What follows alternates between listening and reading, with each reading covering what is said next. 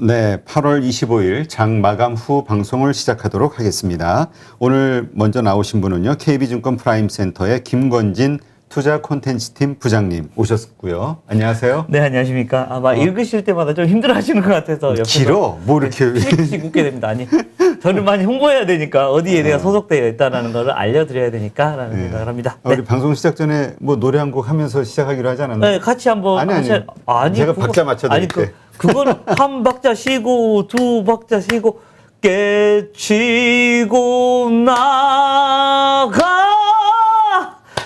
끝내 이 길이라. 네, 죄송합니다. 네, 밤에 죄송스럽게 됐습니다. 네. 네, 네. 진짜 하시네요. 대표님이 시켰잖아요. 와, 이거, 이렇게 있기 없기? 와, 이거 아니잖아요. 네. 네, 아이고, 참. 네, 하여튼. 네. 그 노래 가사처럼 가사가 마음에 들어가지고 지금 많이 손실 보면서 힘들어 하시는 분들도 많이 있을 텐데 그래서 제가 상록수에 가져온 거거든요. 네. 하여튼 뭐 우리가 주식을 팔기 전까지는 뭐 손실 본 건 아니니까. 예. 이거 그건 주린이 마인드인데요. 그래요? 팔기 전까지는 손실이 아니다라고 하면서 계속해서 손절을 안 하시고 계속 가지고 있습니다. 그러면 그런 생각이 들어요.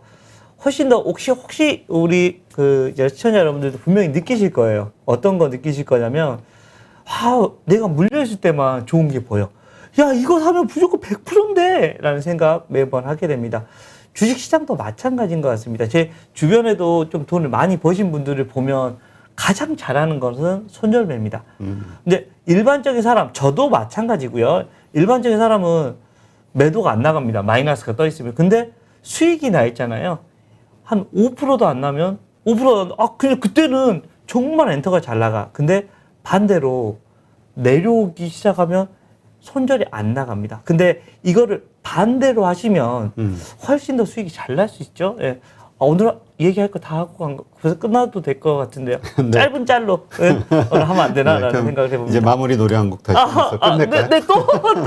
아니 근데 이런 생각이 들어요. 그러니까 처음서부터 트레이딩을 생각하고 생각하셨던 분들, 그런 분들은 보통 이제 어떤 모멘텀 투자를 하시는 거잖아요. 그렇죠. 그럴 때는 생각과 다른 어떤 가격 하락이라든가 이런 게 있을 때는 빠르게. 손절이 좀 필요할 것 같아요. 그렇죠. 네. 그런데 시작할 때부터 나는 중장기 투자다. 중장기 투자를 생각하고 우량주 중심으로 투자하신 분들, 이런 분들 같은 경우는 굳이 떨어진다 해서 손절을 할 필요가 있을까? 네, 그렇죠. 그러니까 어떤 자기의 스타일을 잘 확인을 하셔야 됩니다. 실제 나는 중장기 투자가 나는 가치 투자자야. 근데 거기 중장기 투자가 가치 투자가에 되기 위한 전제 조건이 뭐냐면 그 회사를 정말 열심히 공부를 하셔야 됩니다. 이렇게 뭐 누군가가 그래서 어떤 종목이 좋아라고 해서 카더라로 하는 게 아니라 본인이 직접적으로 공부를 열심히 하셔야지 그래서 버틸 수가 있습니다.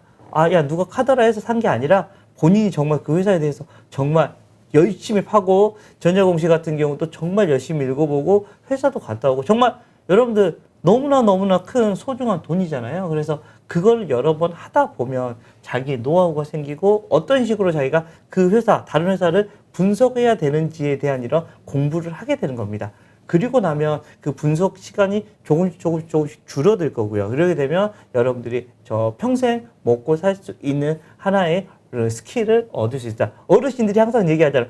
그래서 기술을 배워야 돼. 바로 이게 그 기술을 배우는 기술? 투자의 기술. 네, 투자의 기술을 배우는 방법이 아닌가라는 생각을 할 수 있을 것 같습니다. 네, 시작부터 너무 훈훈한 말씀을 하셔가지고 제일 훈훈한 건 노래 아니었어요? 네, 죄송합니다. 네. 지금 일단 그러면 이제 우리 시장이 핫한 이슈로 한번 넘어가 볼게요. 일단 삼성 240조 투자 지금. 이 상황은 어떻게 보세요? 되게 긍정적으로 보시는 분들도 있고 이게 지금 가지고 있던 막대한 돈을 다 쓰게 되는 상황이니까 별로 안 좋다 이렇게 보시는 분도 있어요. 저는 우선 좀 전자 쪽에 좀 이런 표현을 하고 있고요. 사람들이 이 내용이 나오자마자 가장 먼저 생각했던 거는 저도 그랬습니다. 사실은 보훈 차원에서 자기가 나왔으니까 우리 부회장님이 나오셨으니까 뭔가를 또 일으키고 뭐 이런 인력이나 고용이나 그리고 파급력을 해야 돼서 돈을 뿌려야 된다라는 것을 얘기했습니다. 하지만 사실은 이미 했어야 되는 일입니다. 우리가 삼성이라는 회사가 계속해서 넘버원으로 계속해서 가기 위해서는 뭐였습니까? 끊임없는 이런 기술 개발과 끊임없는 이런 선점 효과가 계속해서 나타나면서 남들이 뭐 뒤에 오고 있을 때 항상 삼성은 앞에 이런 식으로 항상 앞서 나가기 때문에 지금 현재 메모리 부분에서 세계 넘버원을 차지하고 있는 겁니다. 그런데 이번에는 메모리 부분이 아니라 비메모리 부분을 좀 더 집중을 하는 것 같다라는 겁니다. 실제 우리가 2018년에 180조 원 가까이가 되는 이런 금액을 투자한 적이 있습니다. 어디? 바로 이 반도체 부분에 메모리 쪽에 이렇게 투자한 부분이 있었었고요. 실제 이러한 것 때문에 지금까지도 우리가 삼성전자가 전 세계 1위를 지금 현재 달리고 있는 것이다라고 생각을 하셔야 됩니다. 이번에 240조 발표를 했습니다. 그러게 그 중에 아마도 한 90% 정도는 이번에도 반도체. 그런데 이번에는 메모리가 아니라 아마도 비메모리 쪽으로 아마 투자가 되지 않을까라는 이런 사람들이 판단을 하고 있고요. 실제 그쪽으로 될 가능성이 좀 높아 보인다라는 구체적인 어떤 아직까지는 그렇게 크게는 큰 틀만 아마 지금 예상을 지금 현재 하고 있는 거예요. 큰 틀만 우리가 240조 투자할 거야라는 얘기 정도 그리고 구체적으로 나열이 되지 않았습니다. 물론 이제 조금 있다가 시간이 지나면 구체적인 일정이나 이런 게 이런 행동이 실행 방안이 나타나긴 할 건데. 아마도 그렇게 진행이 되지 않을까라는 판단을 하시면 될 것 같고요. 적극적으로 되고 있는 것들 가장 중요한 거 아마 비메모리 부분이 아마 90% 거의 200조 가까이가 투입이 되지 않을까라는 생각합니다. 아니 150조 정도라고 하더라고요. 그리고 M&A가 한 50조 정도 아마 거기에 포함이 될 것 같다라고 판단을 하고 있는 것 같습니다. 실제 이번에 좀 많이 눈에 띄는 것은 비메모리 부분은 사실은 어디가 될 것 같아 라고 얘기를 계속해서 삼성전자가 하고 있었잖아요. 그런데 50조가 아니 40조 정도가 어디에 투자가 될까라고 하는 게 바이오 쪽 얘기가 나왔습니다. 바이오 쪽이 바로 이 삼성전자의 차세대 먹거리라고 얘기를 하고 있는 거죠. 삼성시에 잘하는 거 뭐냐면 사실은 남들이 잘할 것 같은 거 슬쩍 가서 1등에 갑자기 자기가 돈으로 막 투자해서 1등을 해버리는 거고 그걸 가지고 좀 먹거리를 계속해서 창출하는 행동 이런 행동력 같은 게 상당히 빠릅니다. 실제 아마도 이번에도 그런 이야기가 나오고 있고 지금 삼성 바이오로직스가 원래는 뭐 하는 회사죠? 바이오. 네, 바이오로직스 그러니까 삼성? 네, 복제약. 5초. 네, 정답. 네, 복제약. 우리 대표님, 네, 맞았습니다. 네. 깜짝 놀랐네. 순간. 네, 그렇죠. 네, 맞습니다. 복제약 하는 회사입니다. 그래서 복제약 하면 이게 과연 미래에도 계속해서, 물론 돈은 될 것 같습니다. 그런데 이게 엄청난 큰 돈이 될 것 같지는 않은 거죠.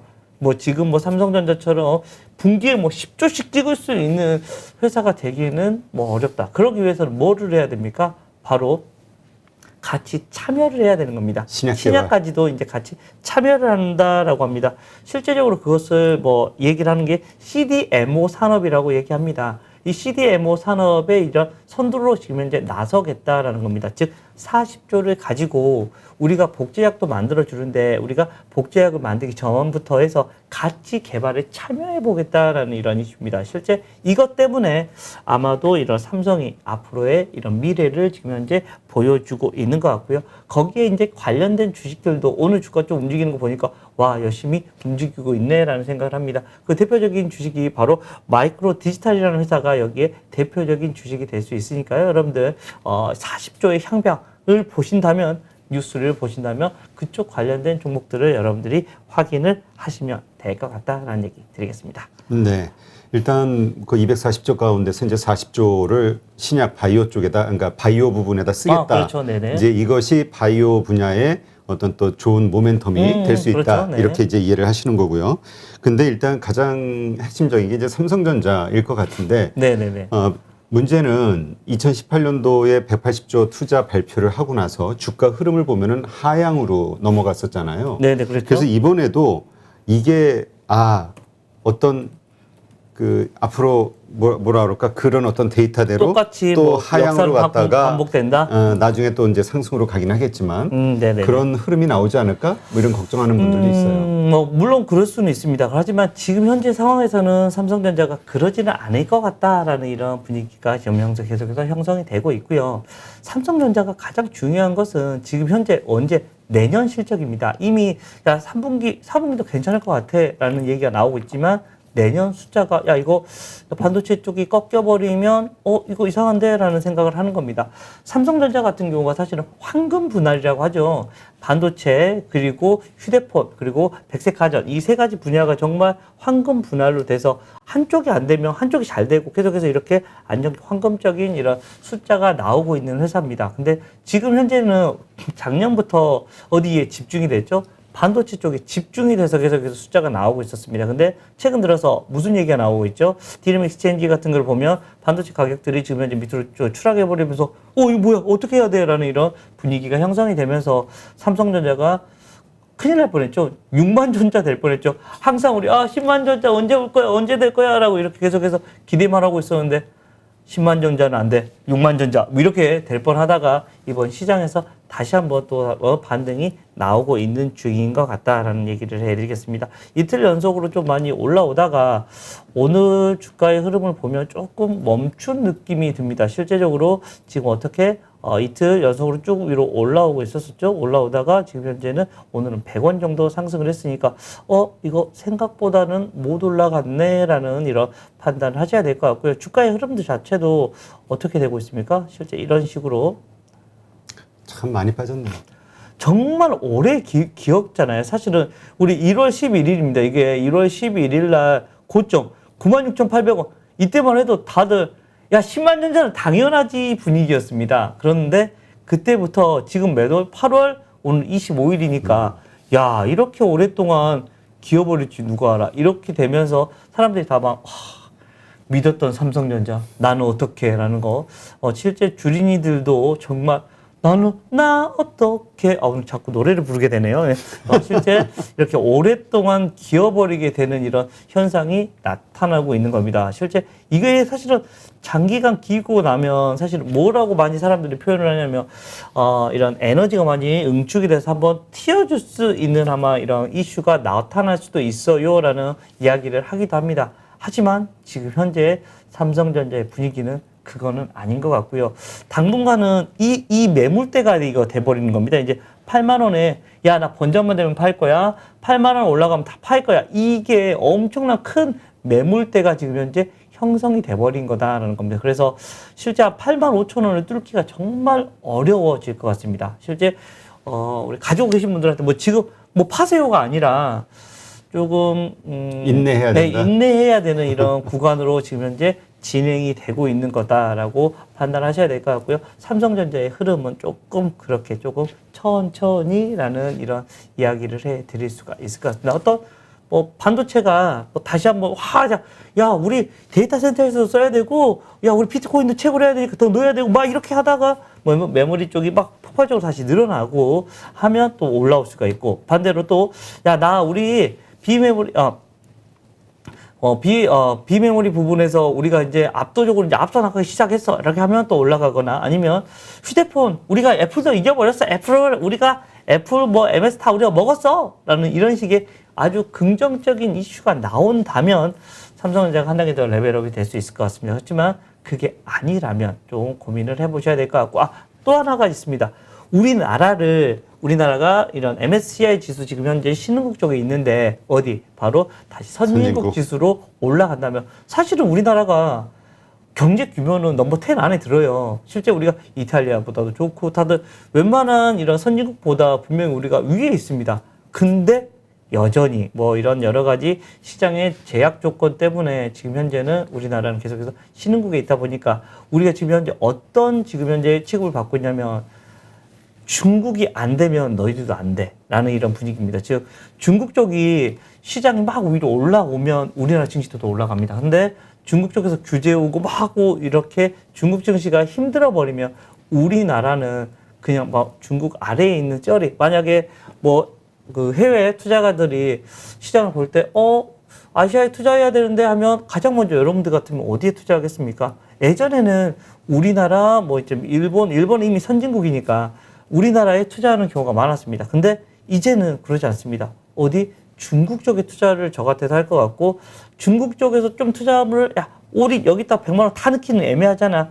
한 한 20, 30만 원 정도 뭐 이렇게 우리 한국에 줘보자라고 하면 거기 자금에서 이제 20, 30만 원에서 당연히 삼성전자가 어디 최소한 20%는 가져갈 거 아니에요.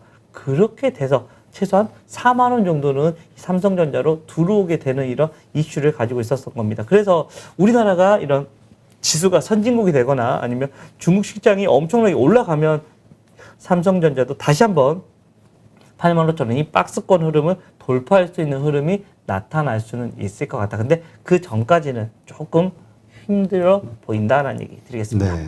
근데 지금 말씀하셨던 그 조건들이 사실상 뭐 금방 일어나기는 어려운 얘기잖아요.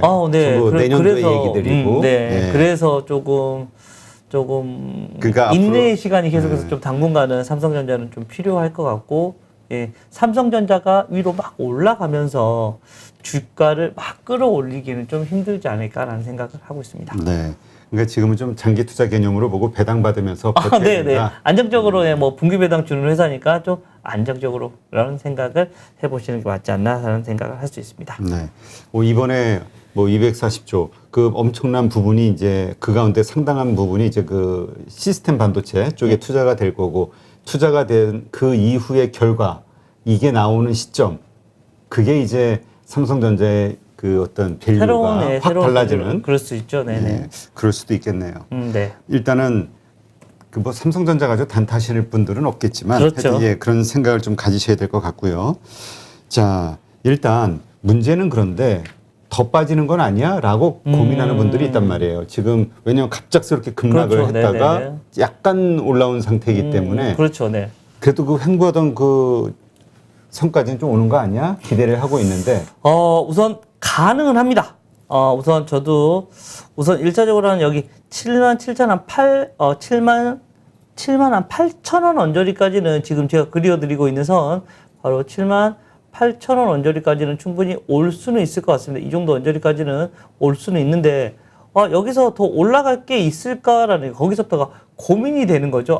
여기서 올라가기 위해서는 새로운 뭔가가 나와야 될 것 같다는 겁니다. 그래서 지금 현재 가격이 75,700원이니까 78,000원까지 가려면 한 2,300원 정도 남은 것 같거든요. 그러면 하루에도 한 3%? 3, 4% 올라가면 이게 예전에는 지지대라고 형성이 된 거, 지금 그어드린 게 예전에는 지지대 역할을 했던 겁니다. 근데 이게 깨져버리니까 바로 밑으로 추락을 했던 거고, 반대로 이제 올라가려면 이거는 이제는 저항대 역할이 돼버리는 겁니다. 그래서 그 라인에서 조금 또 뚫고 올라가기가 좀 어렵지 않을까라는 생각. 그리고 저기 오면 수없이 많은 사람들이 나는 갖다 팔 거야. 이런 생각합니다. 이렇게 되면서 매물 벽이 조금 두텁게 지금 현재 정터 이렇게 거기서부터 한 여기까지는 사실 완전히 매물 벽이 너무 심하게 지금 현재 쌓여 있는 구간이다라는 거. 8만 5천 원, 7만 8천 원에서 8만 5천 원까지는 너무나 두꺼운 지금 현재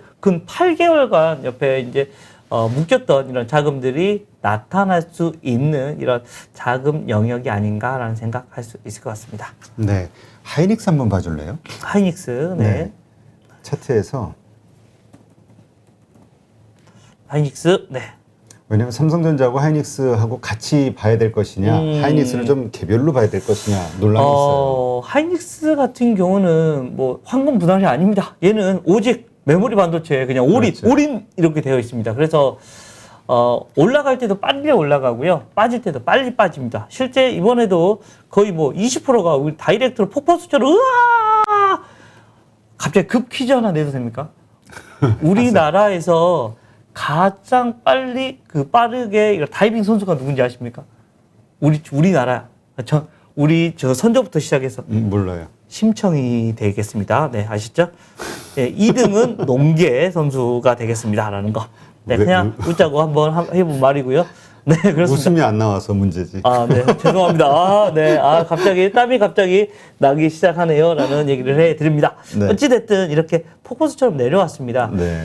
SK 하이닉스 같은 경우는 마찬가지로 지금 이거 한 10만 원 정도가 이번엔 좀 강한 지지선이 이렇게 되더라고요. 뭐 밸류에이션 이런 거를 떠나서 가격상으로 조금 지지대가 오지 않았을까라는 생각을 합니다. 그리고 아직도 여전히 하이닉스 싸다는 분들은 수없이 많습니다. 여전히 돈은 잘 보이고 있기 때문에 PBR로 아니 PER 이런 퍼 개념으로 보면 여전히 싸라는 게 분명히 생각을 합니다. 하지만 앞으로가 어떻게 될 거냐가 중요한 거죠. 실제 뭐 15만 원 갖다가 지금 현재 9만 원, 뭐 10만 원 이제 하고 있으면 거의 몇 프로, 50%가 빠져버린 겁니다. 엄청나게 많은 하락이 있었었죠. 하지만 여기서부터는 어떻게 돼요? 올라가기 위해서는 그만큼 새로운 뭔가가 나와야 됩니다. 뭐 바로 이 반도체 가격이 다시 한번 상승의 흐름이 나타나야 됩니다. 그만큼 물론 반도체라는 것은 우리 실생활에 안 쓰이는 데가 없습니다. 지금 그렇죠. 아무것도 없는 우리 여기에도 수없이 많은 반도체가 들어가 있을 거고요. 여러분들이 있는 공간에서도 쓱 한번 돌아보면 반도체가 없을 것 같아요. 바로 여러분 눈앞에 있는 것도 바로 반도체다라는 거 생각을 하셔야 됩니다. 그리고 모든 게 다 사물 인터넷화가 되고 있고 우리가 자율주행이나 모든 게 다 이런 반도체 수급이 그만큼 타이트해지면서 메모리에 대한 이런 이야기는 계속해서 나타나 줄 수밖에 없다라는 겁니다. 그래서 어느 정도까지는 필요하지만 삼성전자하고는 좀 다르게 궤가 좀 다르게 움직일 수밖에 없고 하이닉스 같은 경우는 사실은 마이크론하고 차트가 거의 비슷하게 갈 수밖에 없는 회사다라고 판단하시면 될 것 같고요. 마찬가지로 하이닉스가 10만 원이 지지대가 됐습니다. 하지만 여기 오면 이 정도면 바로 11만 5천 원 정도가 오면 또 뭐 바로 저항대가 될 거다라는 겁니다. 그래서 그 정도까지만 주가가 올라와 준다면 그것도 감사. 그런데 거기를 또 뚫고 가기 위해서는 또 새로운 이런 영역이 나타나야 되지 않을까라는 이런 고민을 하고 있다라는 판단하시면 될 것 같고요. 좀 속상합니다. 사실 오늘 같은 날도 삼성전자는 그래도 플러스를 돌렸습니다. 그렇지만 하이닉스 같은 경우는 플러스가 아니다라는 이런 생각을 하셔야 될 것 같습니다. 플러스가 났으면 추가적으로 계속해서 가는데 지금 보시다시피 별로 지금 계속해서 음봉이 나오고 있고 어제만 살짝 양봉이 나왔습니다. 그것도 아주 작은 양봉이었고 그렇게 많이 상승을 하지는 못했었다라는 거 안내를 해드리도록 하겠습니다. 네, 하여튼 하이닉스 가지고 계신 분은 지금 미국의 그 마이크론 주가를 좀 그렇죠. 보면서 보면서 참고하시면 되겠죠. 네. 참고하면 되겠네요. 네. 일단은 반도체 가격이 오른다. 그렇죠. 지금 물론 떨어진다라는 리포트가 나왔기 때문에 지금 하락한 건데 네, 그렇죠. 네. 그렇지 않다는 반대 사이드의 리포트도 나오긴 했죠. 조사기관에. 그렇게 나오긴 했죠. 예, 나오긴 했는데 원래 만약에 한 10군데 레포트가 나온다고 해요. 그러면 8군데는 다 콜 가자라고 하는데 두 군데서 한 군데서 난 아니야. 그러면 어디에 파워가 세냐면요. 증시에는 난 아니야가 훨씬 더 파워가 셉니다.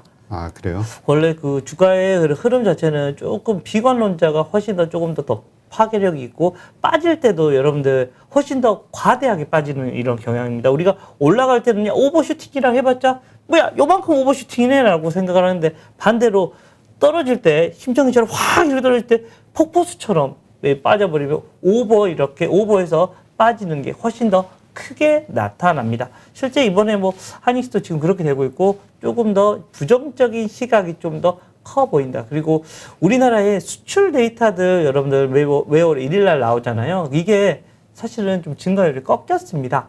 이거를 다시 올렸으면 우리나라 증시도 더 올라갈 겁니다. 근데 그게 아니면 이 증시에 우리나라의 증시가 좀 맞다. 그리고 실제 S&P 500이 지금 현재 신고가만 가고 있다고 하는데 우리나라 증시가 사실은 S&P보다 더 잘 갔었습니다. 그래서 어떻게 보면 키 맞추기를 하고 있죠. 어떤 걸 가지고 삼성전자와 SK 하이닉스 시가총액 1, 2위를 가지고 지금 현재 이런 키 맞추기가 들어간 게 아니야라는 이런 시각도 하나씩 존재한다라는 이야기 해드리도록 하겠습니다. 네, 하여튼 반도체 현물 가격 어떻게 흘러가는지 동향 계속해서 보셔야 보면서 됩니다. 네. LG란다. 마이크론의 주가 참고하시면 어떻게 방향성이 잡힐지를 예상하실 수 있을 것 같다는 생각합니다.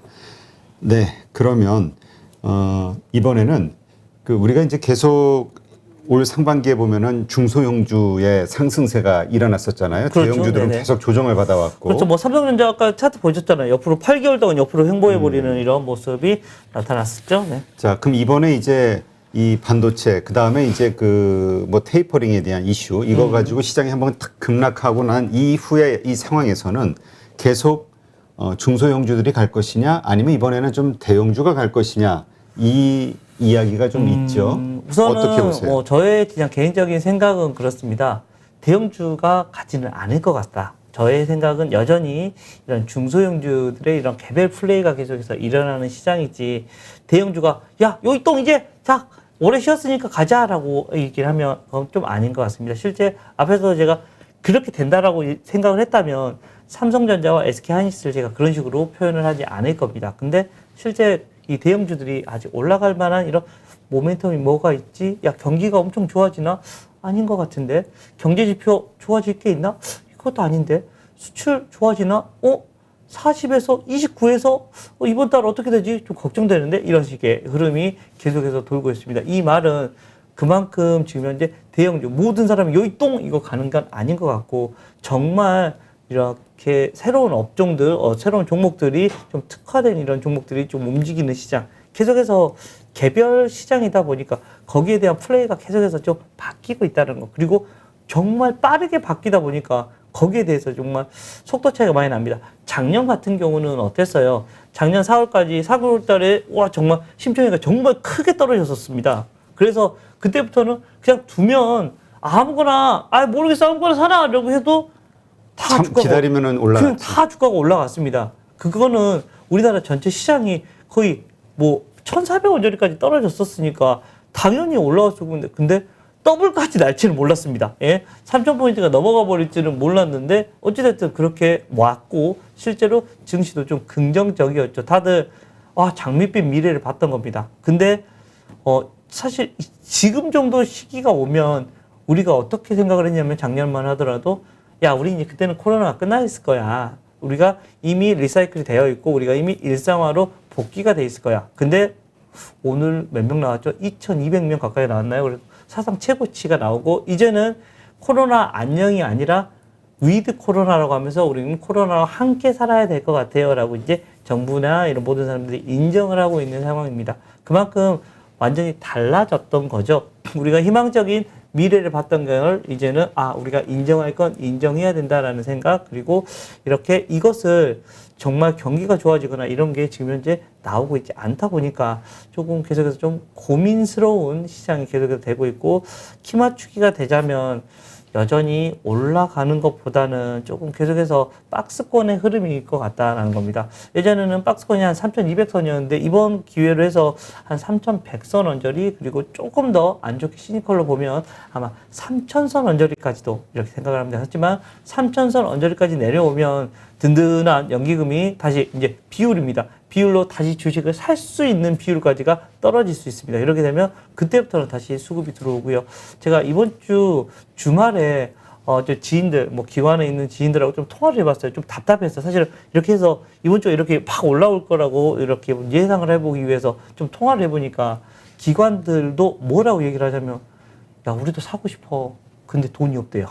왜냐면 예전에는 증시에 보면 액티브 펀드가 많이 있었습니다. 그렇죠. 이렇게 활발하게 움직일 수 있고, 자기가 시장이 좀 안 좋게 보이면 좀 줄여놓기도 하고 현금을 눕혀놓기도 하고, 이런데 최근에는 어땠습니다? 액티브 펀드가 숫자가 별로 나오지 않았습니다. 수익률이 나오지 않다 보니까 패시브 펀드로 다 넘어가 버렸던 겁니다. 패시브로 넘어가 버렸기 때문에 거기에 대해서 뭐가 없어.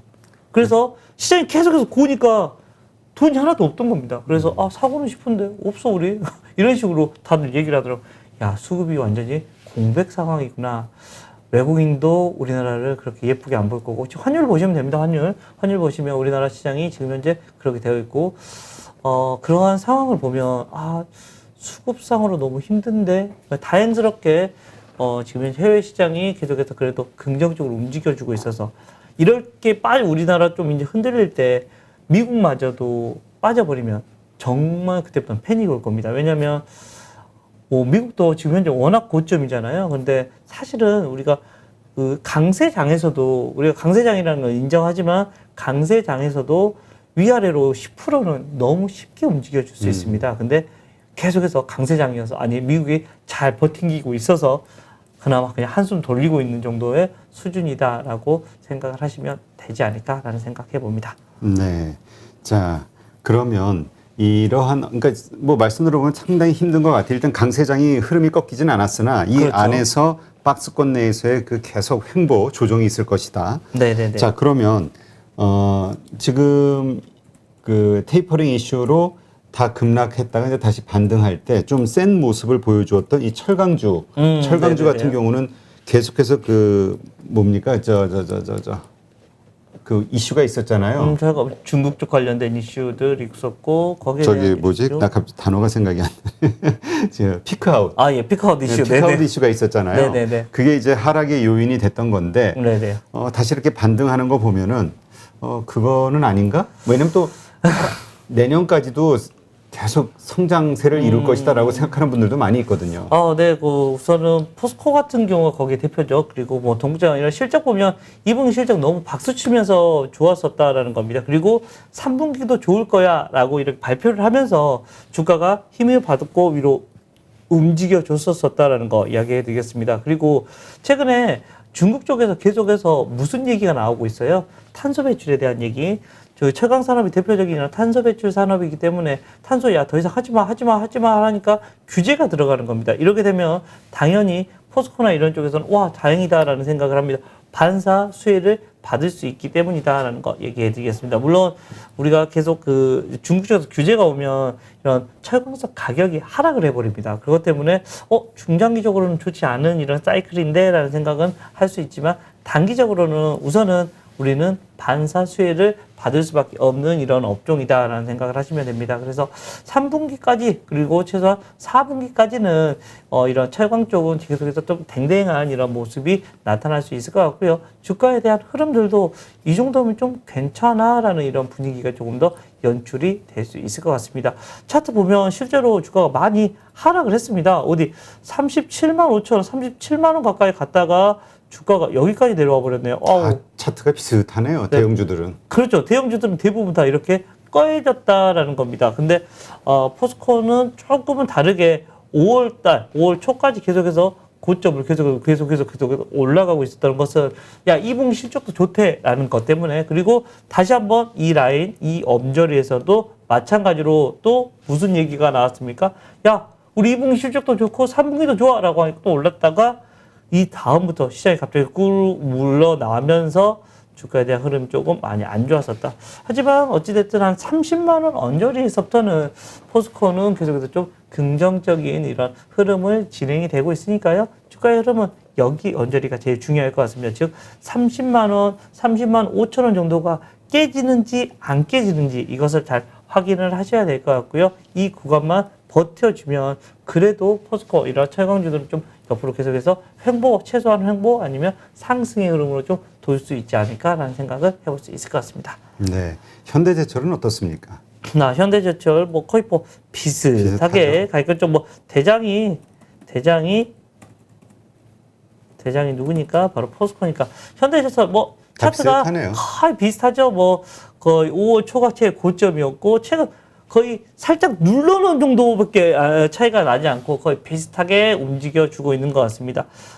지금 현재 저희가 이 가격 정도죠. 주가의 흐름 이렇게 한 4만 5천 원 정도가 저점이니까 여기만 지켜준다면 주가는 움직여줄 수 있습니다. 하지만 여기가 깨져버리면 고민을 하셔야 됩니다. 여기서부터는. 손절? 그리고 손절도 생각하셔야 되고 또 위로 올라가면 또 여기가 또 저항선 역할을 또 할 겁니다. 그동안에는 지지선 역할을 했던 한 5만 원 언저리가 이제는 또 이런 저항선 역할을 하기 시작할 거니까요. 5만 선이 뚫리면 아싸 다행이다라는 생각을 하셔야 됩니다. 근데 거기에 맞고 내려와 버리면 오라 4만 5천 원 지지돼야 되는데 이거 걱정 다시 시작하셔야 되지 않을까라는 생각할 수 있습니다.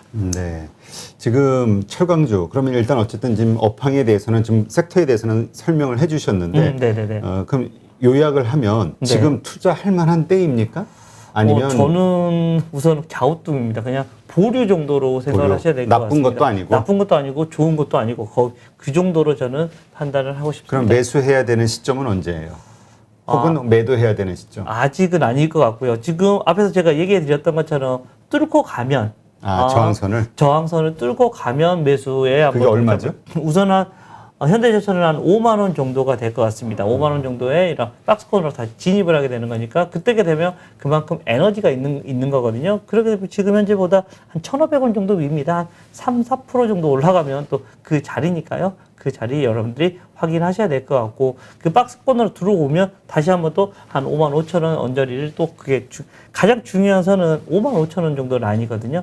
그 라인까지 여러분들이 좀 한번 버텨보시는 이런 구간도 진행이 될 수 있을 것 같습니다. 네. 그러니까 어쨌든 말씀만 들어보면은 그렇게 매력적으로 보이지 않나요? 저는 저의 그냥 개인적인 생각은 그렇다라는 거 이야기 드립니다. 네. 아니 그 우주항공주에 대해서 얘기하실 때하고 톤이 완전히 달라가지고. 아니 우주항공은 우리에게 이런 미래고 성장성이 엄청나잖아라는 생각을 합니다. 아니 주식은 그러니까 결국은 성장 산업에 베팅이 돼야 됩니다. 그 제약 바이오가 뭐예요? 성장을 하는 미래 기대감, 미래 한 방이 기대감, 있다. 한 방까지는 아니고 뭐 두세 방도 되고 10방, 10배고도 제일 많이 나오는 게 결국은 제약 바이오입니다. 왜냐하면 우리는 늙고 병들 거고 그것을 지켜줄 수 있는 게 바로 거기이기 때문이다라는 거 이야기를 해드리겠고, 네. 많은 이런 제조업들은 사실은 성장하는 게 한계가 있잖아요. 네. 한계가 있는데 거기 산업은 새로운 산업이잖아. 완전 야 이것도 고쳐줄 수 있어. 결국은 우리가 코로나 이제 치료제가 나오면 대박일 겁니다. 와 이렇게 될 수 있을 것 같고, 우리가 독감 같은 경우도 우리가 뭐 이렇게 경구역으로 해서 약 먹은 걸 끝나버리면 아무런 상관이 없잖아요. 아마도 코로나도 지금 현재 머크가 뭐 3상 가고 있거든요. 그래서 거액들이 오케이 말하고 치료제가 나오면 이제 우리도 이거 안녕 하면서 그 회사는 머크는 아주 대박 초 대박이 날 수 있는 이런 하나의 이슈가 아마 마련이 될 수 있지 않을까라는 생각을 할 수 있습니다. 네. 하여튼 그러한 것을 딱 잘 찾기만 하면은 좋은데, 찾기보다는 못 찾을 확률이 훨씬 높으니까 그래서 그렇죠? 이제 손실 네네. 보는 분들이 많은데, 네네. 일단 SK 바이오사이언스 최근에 네, 잘 올라가다가 네. 요즘 며칠 이제 좀 하락하고 있는데, 네. 뭐 이유가 있을까요?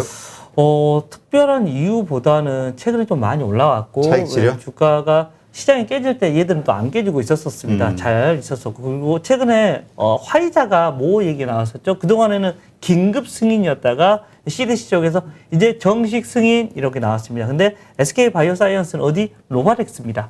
그래서 이렇게 되면 화이자 쪽이 아니라 자기들은 우리는 노바렉스인데 그러면 화이자만 잘 되는 거 아니야? 이런 식의 분위기가 좀 연출이 되고 있는 것 같고요. 하지만 이거는 조금 과도하게 이런 생각을 하는 거다. 좀 다시 SK 바이오사이언스 같은 경우도 이렇게 다시 턴을 해갈 수 있지 않을까라는 생각을 합니다. 그냥 단순하게 최근에 뭐 계속해서 많이 올랐다. 차익 실현과 화이자는 정식됐는데 아직 노바렉스는 아직 아니잖아. 그래? 그러면 당연히 SK 바이오사이언스는 별거 없겠네? 라는 이런 분위기가 좀 형성이 됐었던 게 아닌가. 그러한 이슈가 있었기 때문에 주가가 하락을 했다라는 거. 가장 많은 것은 많이 올랐기 때문입니다. 이렇게 주가가 36만 2천 원까지 갔습니다. 이거 거의 더블. 거의 불과 이게 며칠이에요. 7월 29일에서 8월 17일 불과 한 2주 만에 거의 더블 났습니다. 이렇게 되면 대박이 난 거잖아요. 그것 때문에 주가가 조금 밀리고 있는 거다라는 거. 그렇다고 해서 지금 그럼 당장 내일부터 들어가도 돼? 안 돼. 반등이 나오는 이런 구조가 이렇게 반등이 위로 올라와 주는 모습이 나오면 그때 여러분들이 들어가 주셔야지. 지금은 어떤 시기냐면 막 내려오고 있는 상황. 여러분들 맞을 때 우리가 어릴 때 저희는 체벌이 가능했잖아요. 많이 맞아보셨습니까? 많이 맞았죠. 네. 그렇습니다. 저도 지금도 생각이 납니다. 그 선생님 이름도 생각이 나는데 어떻게 맞아야 돼요? 맞을 때는 이렇게 쓰면 같이 내려오면서 맞아야지 덜 아픕니다. 이렇게 시장도 마찬가지입니다. 내려올 때는 바로 내가 내려올게 바로 받아주지 말고요. 내려올 때 같이 내려오다가 올라올 때 같이 맞아주는 게 훨씬 더 여러분들 싸게 사는 거다. 이렇게 삶의 지혜죠. 이거 시장에 주식시장에도 이게 바로 투영이 된다라는 생각을 하시면 될 것 같습니다. 네, 이게 보니까 지난밤 그 나스닥에서 이 관련된 뭐 화이자, 모더나, 노바백스 뭐 이런 회사들의 주가도 좀 약세를 보였기 때문에 그렇죠, 네. 무슨 이슈가 있나 그런 생각이 좀 들어가지고. 네네네. 자, 포스코 케미칼 뭐 새로운 뉴스가 나왔죠. 네, 오늘 해외 나왔죠? 생산기지 구축을 어떻게 할 것이다 뭐 이런 청사진 그렇죠? 같은 게 나온 것 같은데. 네, 맞습니다. 오늘 포스코 케미칼 주가도 그래서 예쁘게 움직였습니다. 사실 그제 조금 2차 전지 관련된 종목들이 조금 조정이었습니다. 시장은 올라가는데 왜 조정이지라고 했지만 여전히 얘들은 계속해서 성장할 수 있는 산업, 바로 2차 전지를 빼놓고 지금 현재 시장을 논하기는 어렵다라는 겁니다. 뭐 불나고 막 리콜 오고 뭐 LG화학 같이 뭐 이렇게 얘기가 나왔지만 포스코 케미칼은 계속해서 가자를 외쳐주고 있는 것 같습니다. 실제 세계 최대 이런 코발트 생산 업체인 이런 화요 코발트하고 공동 투자를 해서 세계 최대 2차 전지 시장인 중국의 양극재 그리고 전구재 생산 라인을 증설하기로 했다라는 겁니다. 실제 중국에 했다라는 게 조금 중요한 것 같고요. 그만큼 거기에 먹을 게 많다라는 게 다시 한번 펼쳐지는 거고, 이게 증설을 한다는 건 뭐예요? 우리 회사가 투자를 할 때 그냥 아무런 계획 없이 투자를 할 것 같아요. 그러지 않습니다. 절대 뭔가를 받을 거라고 확신을 대고 야 이렇게 증설을 해놔야 된다라는 것을 확인을 하는 겁니다. 그렇게 되면 분명히 수혜를 입을 수 있고, 이것도 그 주식 투자를 할 때 하나의 팁이긴 한데, 공장 증설을 한다. 그래서 유상증자 할게라고 하면 당장은 주가가 빠집니다. 돈이 우선 들어가야 되니까. 그렇지. 근데 공장이 완성될 쯤에 확인을 해서 이걸 시간 테이블을 이렇게 여러분들 체크를 하시는 거죠.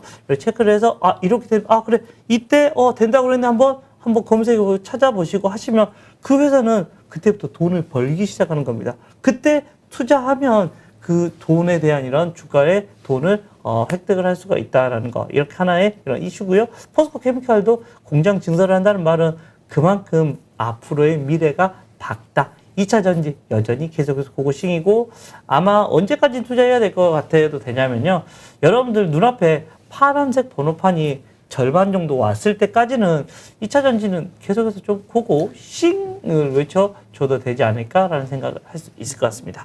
미국에서 바이든 대통령 그 목표가 2030년까지 신차의 50%를 전기차로 하겠다. 그렇죠? 네. 한 2030년까지는 안심하고 투자할 수 있다. 제가 생각했을 때는 그보다 더 빨라지겠죠? 진행이 되지 않을까 생각을 합니다. 지금 2021년이니까 최소한 2025년 정도까지는 계속해서 내용이 나오고 이렇게 하면서 계속해서 조금 시장에 핫한 이런 테마가 계속해서 바로 2차 전지 관련된 주식이라고 생각하고요. 거기에 또 대표적인 주식 뭐 포스코 케미칼, 그리고 에코프로 BM이나 이런 등등의 종목들이 계속해서 나옵니다. 지금 여기 관련된 종목들은 어디 거 밸류를 땡겨오고 있냐면, 지금 2021년이잖아요. 최소 2023년 걸 밸류를 땡겨와서 지금 현재 밸류를 주고 있는 상황입니다. 그만큼 미래가 밝다라고 지금 현재 얘기를 해드릴 수 있을 것 같습니다. 네.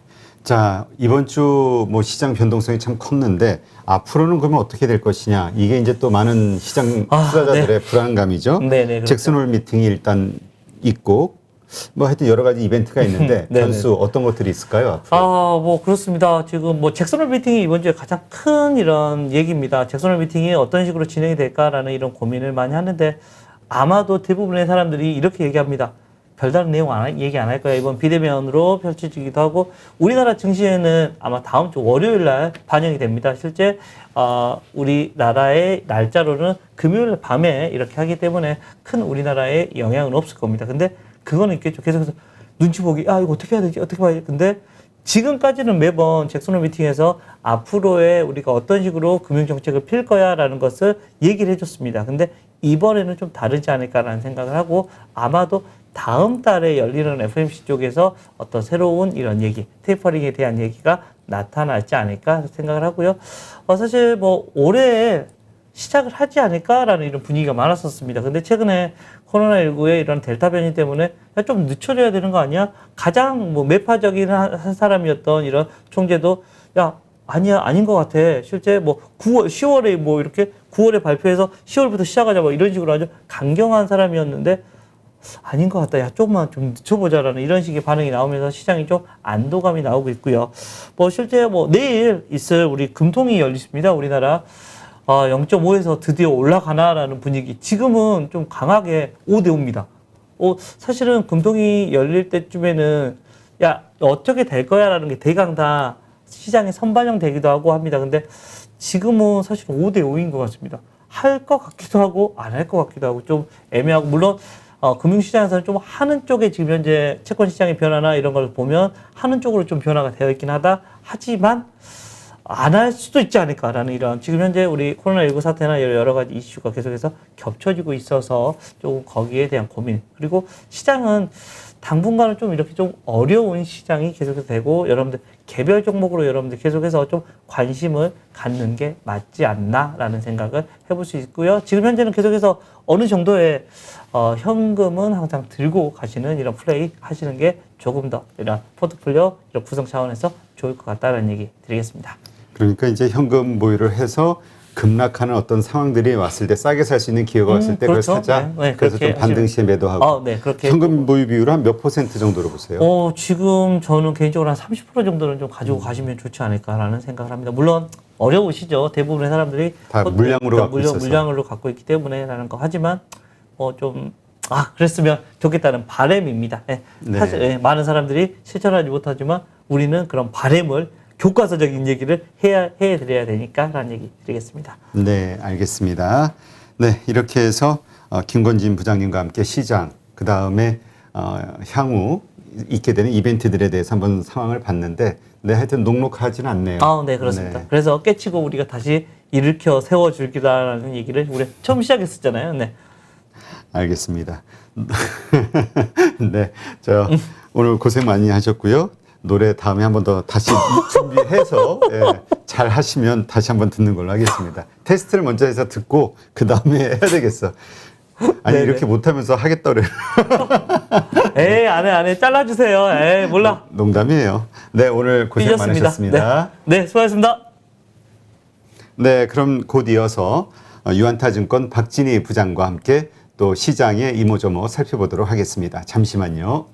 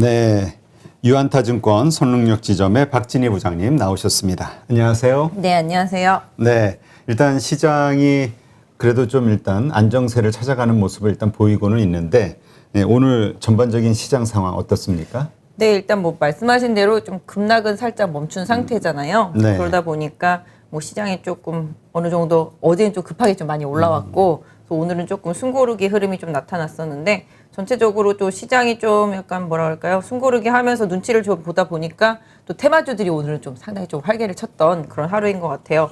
뭐 탄소 중립 테마, 그다음에 이제 코로나 백신을 이제 갖고 코로나 치료제 테마주들 상당히 급등량이 좀 많이 있었었고요. 거래소 같은 경우도 뭐 전체적으로 대형주들 좀 눈치 보면서 내일 또 금통위도 있고 그렇죠. 또 모레 또 잭슨홀 미팅에서 또 발표도 있으니까 그런 부분들 때문에 좀 눈치를 보면서 좀 기다리는 모습. 다행히 뭐 중국 같은 경우도 오르면서 좀 마감이 된 상태라서 전체적으로 시장이 급락하면서 좀 부담을 가졌던 부분들에서 이제는 좀 눈치 장세에 좀 돌입한 상태, 또 앞으로 나올 수 있는 정책들에 대한 부분들을 좀 확인하고자 하는 그런 상황인 것 같아요. 사실 뭐 오늘 같은 경우 개인 투자자분들이 코스닥 상당히 많이 샀거든요. 네. 확실히 좀 개인 투자자분들이 코스닥을 좀 사기 시작하면 좀 테마주들이 좀 많이 등락을 하는 상황인 것 같아요. 그래도 뭐 오늘 시장 봤었는데 중간에 조금 흔들리기는 했는데 상대적으로 막 크게 빠지거나 뭐 이런 모습들이 전반적으로 워낙 좀 낙폭 과대했었기 때문에 없는 모습이고, 반대로 뭐 말하자면은 뭐 좀 그동안 좀 많이 올랐던 종목들이 좀 변동성은 좀 있었던 그런 상황. 어제 같은 경우는 뭐 상당히 좀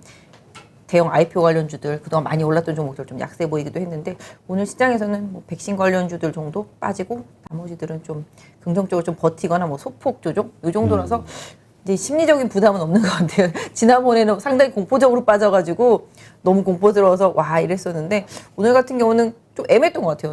그런 거 있잖아요. 아 살까 말까 막 이런 거 있잖아요. 그러니까 팔까 말까가 아니라 아 살까 말까 그러니까 그런 많이 느낌. 싼 거 같기는 한데 더 빠질 것도 같고 뭐 이런 거 아니에요? 그러니까 좀 더 싸게 살 수도 있을 것 같기는 한데, 그러니까 이런 거잖아요. 더 빠질 것 같아서 팔아야 되겠다라는 그런 생각보다는 뭐 이제 지난주 같은 경우는 공포스럽게 워낙 빠져가지고 아 이거 팔았어야 되나 이런 생각이 있었더라면, 지금은 아 팔았어야 되나 보다 아 이걸 어떻게 좀 싸게 사봐야 되나 말아야 되나 약간 좀 생각이 바뀌는 그런 정도의 시장 흐름이었던 것 같아요. 네. 자, 일단 많은 분들이 지금 얘기하셨던 이게 그 하락의 시작이냐, 그러니까 일시적 우리 데드캣 바운스라고 그러잖아요. 네. 그렇게 일시적 반등이냐, 네. 아니면 이제 뭔가 안정화된 네. 어떤 그냥 횡보 조정으로 지나갈 것이냐, 이거에 대해서 많이 생각들을 하는데 네, 어떻게 맞아요. 보세요? 저도 뭐 예전에 진짜 한 3,050까지 빠질 수도 있다고 말씀드렸었는데 진짜로 와가지고서 당혹스러운데요. 솔직히 저희가 또 농담처럼 3,000 깨질 수도 있다, 뭐 2,800도 갈 수 있다, 뭐 이런 얘기도 말씀드렸었는데, 그건 뭐 일단 뭐 여러 가지 상황 속에서 좀 최악을 감안한 그런 상황이었었는데, 지금 흐름만 놓고 보면은 모르겠어요. 지금 여기서 뭔가 좀 추가적으로 악재가 더 두드러지거나 이래가지고서 공격적으로 외국인들의 매도세가 더 많이 나오게 된다면 추가 하락을 할 수 있겠는데, 최근에 외국인들의 수급만 봤을 때는 공격적인 매도는 그렇게 많지가 않거든요. 이제 뭐 급하게 팔았던 물량들이 어느 정도 좀 소진이 되면서 좀 매도를 조금 자제하거나 아니면 조금 이제 상황 봐가면서 골고루 좀 섞어서 내보내면서 시장에 좀 충격을 덜 주는 스타일로 외국인들도 좀 하고 있기 때문에, 개인적으로 봤을 때는 지난번에 찍었던 30,050포인트 네, 그 지수 때만 더 강하게 하회하지 않는다라면 당분간은 좀 박스권에서 오르내리면서 기간 조정, 네, 기간 조정으로 가면서 시장이 어느 정도 좀 터닝할 수 있는 그런 상황으로 좀 가야 되지 않나 싶은데요. 일단 뭐 그렇게 또 박스권으로 갔을 때가 오히려 개인 투자자분들한테는 좋을 수도 있어요. 왜냐하면 박스권일 때는 이렇게 섹터별로 막 돌아가면서 순환매가 돌고 있기 때문에 오히려 그동안 좀 단기 하락장에서 크게 손실 보신 분들이 조금 수익을 좀 만회할 수 있는 구간이 박스권장에서 나올 수도 있어요. 그래서 지금은 제가 생각할 때는 3,050선만 하야지 않는다면 아까 말씀드린 대로 급락 이후에 어느 정도 좀 매물 소화 과정이랑 좀 눈치 장세 이어지면서 박스권 조정 장세로 좀 가면서 좀 추세 전환을 하기 위한 뭐랄까요, 에너지 비축 구간, 좀 많이 소진된 에너지를 많이 소진된 에너지를 조금 뭐랄까 비축해 나가는 시간, 그런 부분들이 좀 추석 전까지 조금 이어질 수 있지 않을까 싶어요. 네, 그러니까 이제 투자자들 입장에서는 그 순환매, 그러니까 내가 지금 현재 들고 있는 거를 그냥 들고 있으면서 내 순서가 오기를 기다려야 될까? 아니면 좀 종목 교체를 해가지고 가서 먼저 공격적으로 가서 기다려야 될까? 네, 이거 가지고 고민할 텐데 어떻게 보세요? 맞아요. 원래 하락할 때는 다 똑같이 빠지잖아요. 그렇죠. 근데 올라갈 때는 순서가 완전 다르잖아요. 그렇지, 강한 게 먼저 올라가죠. 네, 맞아요. 왜냐면 하락장에서는 다 똑같이 빠지는데 올라갈 때는 결국은 지난번에도 말씀드렸지만 지수를 견인할 수 있는 그런 종목들이 힘을 내게 마련이에요. 그리고 하락 입장에서는 아까 말씀드린 대로 똑같이 빠지지만 올라갈 때는 개별주들은 좀 뭐랄까요? 확실히 뭔가 테마에 편승되지 못한 개별주라면은 중소형주 단에서는 되게 좀 쉬어가는 현상들 이런 부분들이 좀 많이 나오면서 소외 현상이 이어질 수 있기 때문에 그때는 만약에 저점 찍고 시장이 반등한다라면 그때 주도주 쪽으로 일정 부분 저는 바꿔주는 게 맞다라고 생각해요. 이게 거의 뭐 20, 30년 주식 해보신 분들 다 아실 거예요. 기본적으로 빠질 때는 내 것도 다 같이 빠지다가 올라갈 때는 내 것만 안 올라가는 그런 기이한 현상 있잖아요. 그렇죠? 빠질 때는 내 것도 같이 빠졌는데 맞아요. 올라갈 때 내 것만 안 올라가는 그런 기이한 현상을 계속 경험하시게 되는데요. 그런 현상을 피하시려면은 주도주 쪽으로 좀 바꿔주셔야 되는데 그럼 뭐 과연 주도주가 뭐겠냐 이렇게 또 생각해 보실 수가 있겠는데 제가 생각할 때는 뭐 제가 옛날 좀 줍다가 포기한 그런 섹터 있잖아요. 종목들.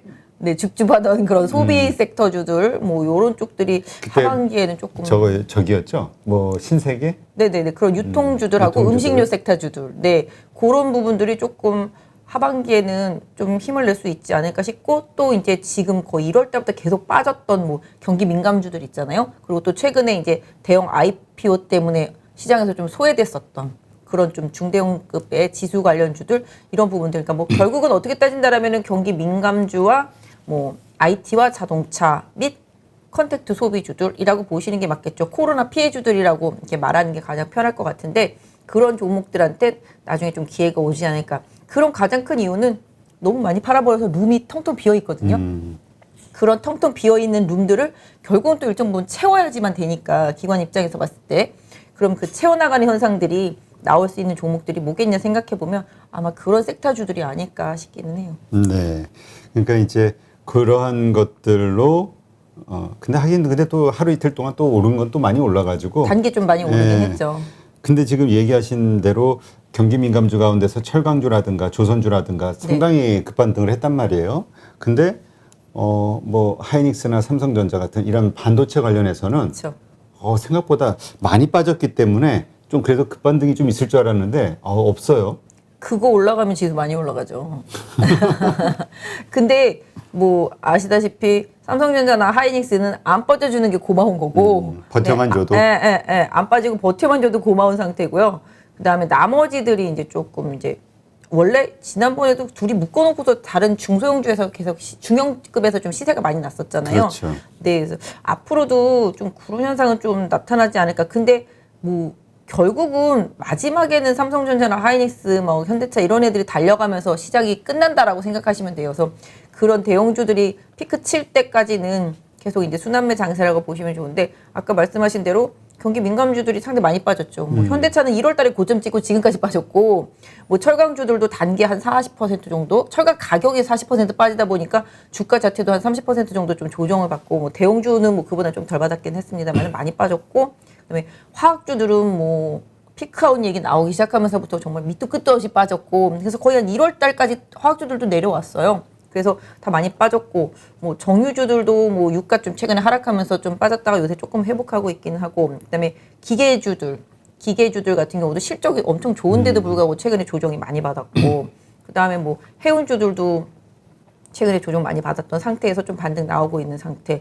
결과적으로 이제 경기가 좋아질 것에 대한 기대감으로 지난번에 와르르 올라갔던 종목들이 갑자기 또 외국인 매도와 함께 또 이제 달러 강세와 함께 코로나 확산과 함께 경기가 다시 둔화될 수도 있어라는 우려감을 또 동반하면서 많이 빠진 케이스들인 거죠. 근데 뭐 그 우려감을 다 반영해서 주가가 이미 많이 빠졌다라는 점, 그러니까 가격적인 부분이 이제는 조금 최악을 반영해서 빠졌다라고 생각한다라면 또 다시 또 메리트가 생길 수도 있는 부분이라고 생각을 해요. 그래서 그런 부분들도 계속 관찰은 좀 많이 필요하다고 생각해요. 사실 뭐 철강 같은 경우도 중국에서 수출 제한을 하면서 분명히 올라갈 수 있는 여력이 있었었는데 경기 민감주들랑 경기 둔화 우려가 막 빠지다 보니까 원자재들이 와르르 다 빠지면서 그렇죠. 많이 빠졌거든요.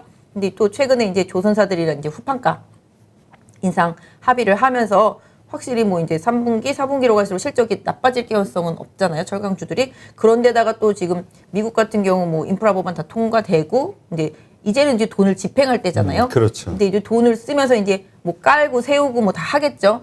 그러다 보면은 이제 철강도 이제 계속 소비가 늘어날 수밖에 없는 거니까 자연적으로 이제 수요가 늘어날 수밖에 없는 상황이 되면 결과적으로 또 실적이 좀 도와줄 수 있을 거라고 생각을 해요. 그렇게 따지면 근데 조선주는 왜 올랐어? 후판 가격 올라갔는데 그럼 단가가 더 올라가지 않냐, 그러니까요. 원가 부담이. 그렇지 않아도 적자 받는데 저가 수주 논란 네. 많고. 그럼 뭐 최근에 또 수주 몇 개 받았다고 이제 뉴스가 나오면서 좀 반등하긴 했는데 역시 뭐 조선주들도 마찬가지죠. 후판 가격 인상분이 이미 좀 기본적으로 이제 실적 이런 부분에 다 미리미리 반영을 시켜놓고 있기 때문에 뭐 조선주가 크게 데미지는 없다라는 뭐 이렇게 레포트들이 나와 있거든요. 그런 부분들이 좀 많이 작용을 했을 거라고 생각을 하고 있습니다. 그래서 지금 보시면 뭐 미국도 다 그런 리오프닝 관련주들 중심으로 좀 많이 오르고 있다시피 국내도 좀 마찬가지인 것 같아요. 제가 예전에 오리온을 좀 사놨었었는데 되게 안 가는 거예요. 그래가지고서 미치겠네? 막 이랬거든요. 그랬는데 그러니까 아니 제가 생각할 때는 오리온이 12만 원이면 정말 싸다. 이렇게 생각해서 사놨는데 안 올라가는 거예요. 꼼짝도 안 하더니만 요새 초코파이 가격을 올린다 막 이러니까 갑자기 막 올라가는 거예요. 그래서 내가 역시 기다리면 되는구나 막 이런 생각을 했는데 네, 오리온 같은 경우도 초코파이 가격 올라간다고 그러면서 이제 올라오기 시작하는데 근데 제가 요새 좀 느끼는 게 요새 좀 약간 애널리스트들이 레포트를 좋게 잘 써주면 올라가요. 그래요? 네. 시장에 그만큼 모멘텀이 없는 건가요? 그러니까 왜냐하면은 이렇게 좋은 것도 나는 좋다고 생각하는데 애널리스트가 좋다고 소문을 안 내시면 안 올라가는가 봐요, 진짜로. 제 계속 그런 것 같아요. 뭐냐면 좋은 종목들은 계속 좋다 해줘야지만 또 투자자들도 보고 뭐 이렇게 딱 수요가 몰려드는 건지 아무튼 정말 징그럽게 안 올라가더니 요새 좀 올라가더라고요, 보니까. 참 이게 알 수 없어요, 진짜. 저도 그 에어비앤비를 사고 네, 미국에 에어비앤비 사고 한 4개월 동안 진짜 안 그러니까 뭐 오르락 내리락 그러니까 별로 안 움직이더라고요. 지겹더니 진짜 어제 밤에 10% 가까이 쫙 올라버리더라 한 번에. 한 방이죠. 얘가 이런 애가 아닌데 막 이런 생각. 네네. 당황스럽게 얘가 왜 이러지? 네, 막 이럴 네. 때. 지금 좀 그런 것 같아요. 코로나가 오늘 다시 또 한 2,000명대잖아요. 네. 어제 뭐 그저께는 1,400, 1,500 가서 그래 나 기회 왔어 막 이러고 있었었거든요. 근데 다시 2,000명대래요. 그래서 내가 뭐 이러고 있었어요. 그래서 오늘 또 많이 빠지는 건가? 소비주, 뭐 음식료주 많이 빠지는 건가? 그랬더니 생각보다 안 빠져요. 잘 버텨요. 근데 그만큼 내성도, 내성도 생겼고 지금 시장에서 이런 것 같아요. 저희가 이제 백신을 이제 맞기 시작하잖아요. 그렇죠. 저도 이번 토요일 날 맞을 거거든요. 조금 무섭긴 한데 28일 날 맞을 건데 한 9월 말 10월 초 정도 되면은 전 국민이 한 70% 정도가 맞는데요. 네. 그렇게 되면은 이제 뭐 싱가포르처럼 이제 위드 코로나 이런 상태로 우리나라도 뭐 선언할 가능성 이런 부분들 그러다 보면은 제가 그때도 말씀드린 대로 이제 소비주라든지 이런 부분들은 시간만 투자만 하면 되는다.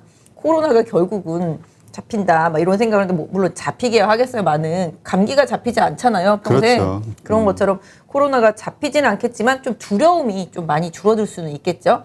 그렇게 된다라면은 아까 말씀하신 대로 이제 대표님 같은 경우 이제 뭐 에어비앤비도 그렇듯이 이제 지금 뭐 여행주들도 다 마찬가지잖아요. 그렇죠. 항공주들도 다 마찬가지고 갈 수는 없지만 갈 수 있을 날이 다가오고 있다라는 희망이 있는 거죠. 항공주도 한국에서 상당히 올랐잖아요. 네, 맞아요. 시세. 항공주 같은 경우도 마찬가지예요. 근데 항공주는 그동안은 이제 화물로 버텼는데 이제는 뭐 화물은 워낙 좋고 이제 여객 수송도 할 수 있다라는 기대감 뭐 이런 부분들 아시아나 요새 초강세입니다. 그래서 아시아나 항공 같은 경우도 2만 원 다시 강하게 넘어서고 있어서 시세가 그동안 많이 안 났었기 때문에 좀 그런 부분에서 좀 시세가 많이 붙는 것 같은데 아까 말씀드린 대로 다 모든 길은 로마로 통한다고 모든 길은 코로나랑 생각해서 연결을 해보면은 답이 나오는 것 같아요. 왜냐하면 코로나로 인해서 시작된 거기 때문에 결자 해지라는 느낌에서 보면 코로나가 다 해지를 해줘야 되잖아요. 그렇죠. 기본적으로.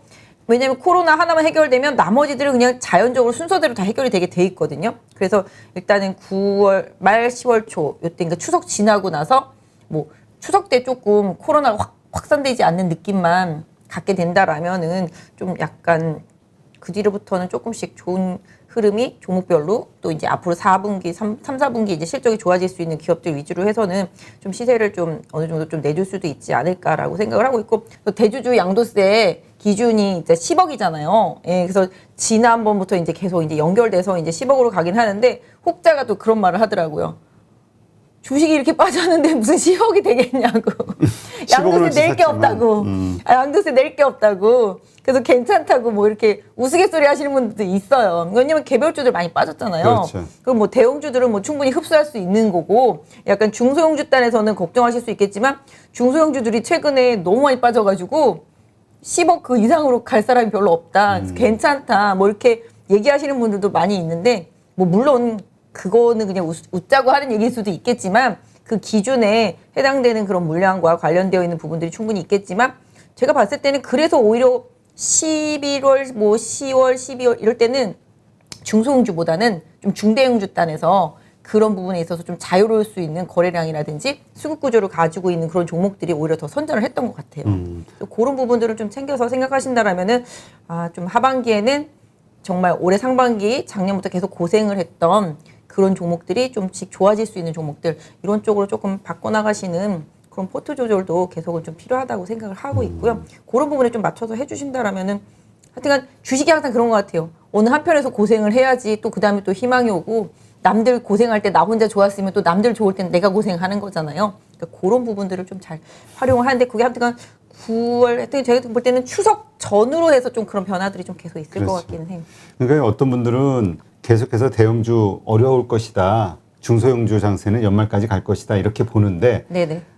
그것이 맞을 수도 있지만 지금 변수는 그 10억 대주주 우리 보통 연말에 막 팔기 시작하니까 네, 그게 네. 이제 중소형주는 큰 영향을 받을 수 있으니 그쵸. 오히려 역발상으로 중대형, 그러니까 좀 대형주 쪽이 날 것이다. 뭐 중대형주 단에는 크게 영향 안 받잖아요. 그렇죠. 예. 물량이 일단 기본적으로 되니까.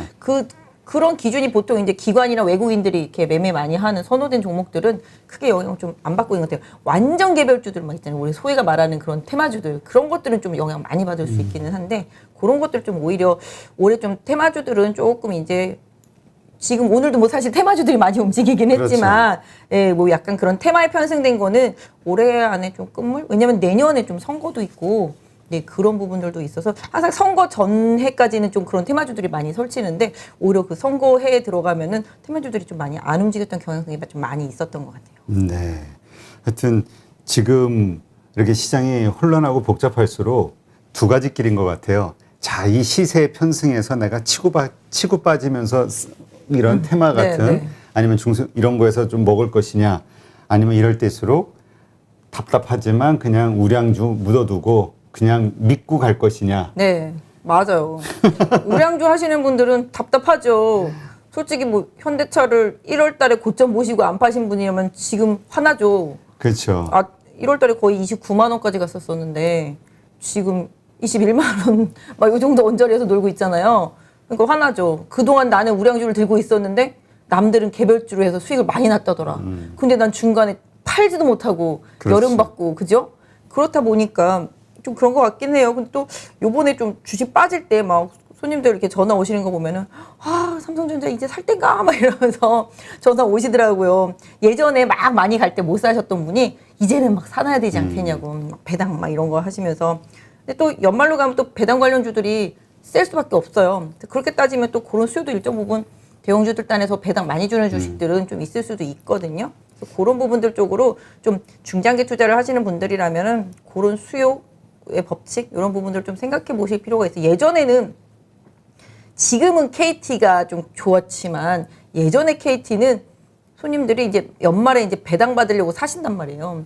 근데 이제 KT가 배당을 예전에, 지금 말고 예전에는 한 1,000원? 1,500원? 막 2,000원 정도 줬을 거예요. 아마 많이 주면. 근데 배당 받고 빠지는 게 한 4,000~5,000원이야. 주가가 그렇게 계속 막 밀리는 거예요. 그렇죠. 그러니까 지금의 KT 말고 옛날 KT. 그러니까 그런 식으로 좀 배당 받고 나서 오히려 더 빠지는 그런 황당한 경우를 안 겪으려면은 배당을 제외하고서라도 좀 좋은 종목을, 요새는 근데 배당 받고 배당락도 그렇게 많지 않더라고요. 그러니까 요새 배당주에 대한 인식이 많이 달라져서 네, 또 이 워낙 이 저금리 시대가 되다 보니까, 자, 하여튼 예, 지금 시장에서는 그래서 변수, 그러니까 우리 박 부장님 의견은 변수를 생각하자. 10억 대주주 양도세, 이것으로 인해서 변화될 수 있는 하반기 시장의 변화, 이걸 한번 주목해 보자. 그게 아주 중요하지 않을 수는 있지만 아까 말씀드렸던 대로 그러니까 사람들이 계속 그러잖아요. 아유 10월달 제 손님들이 전화가 와요.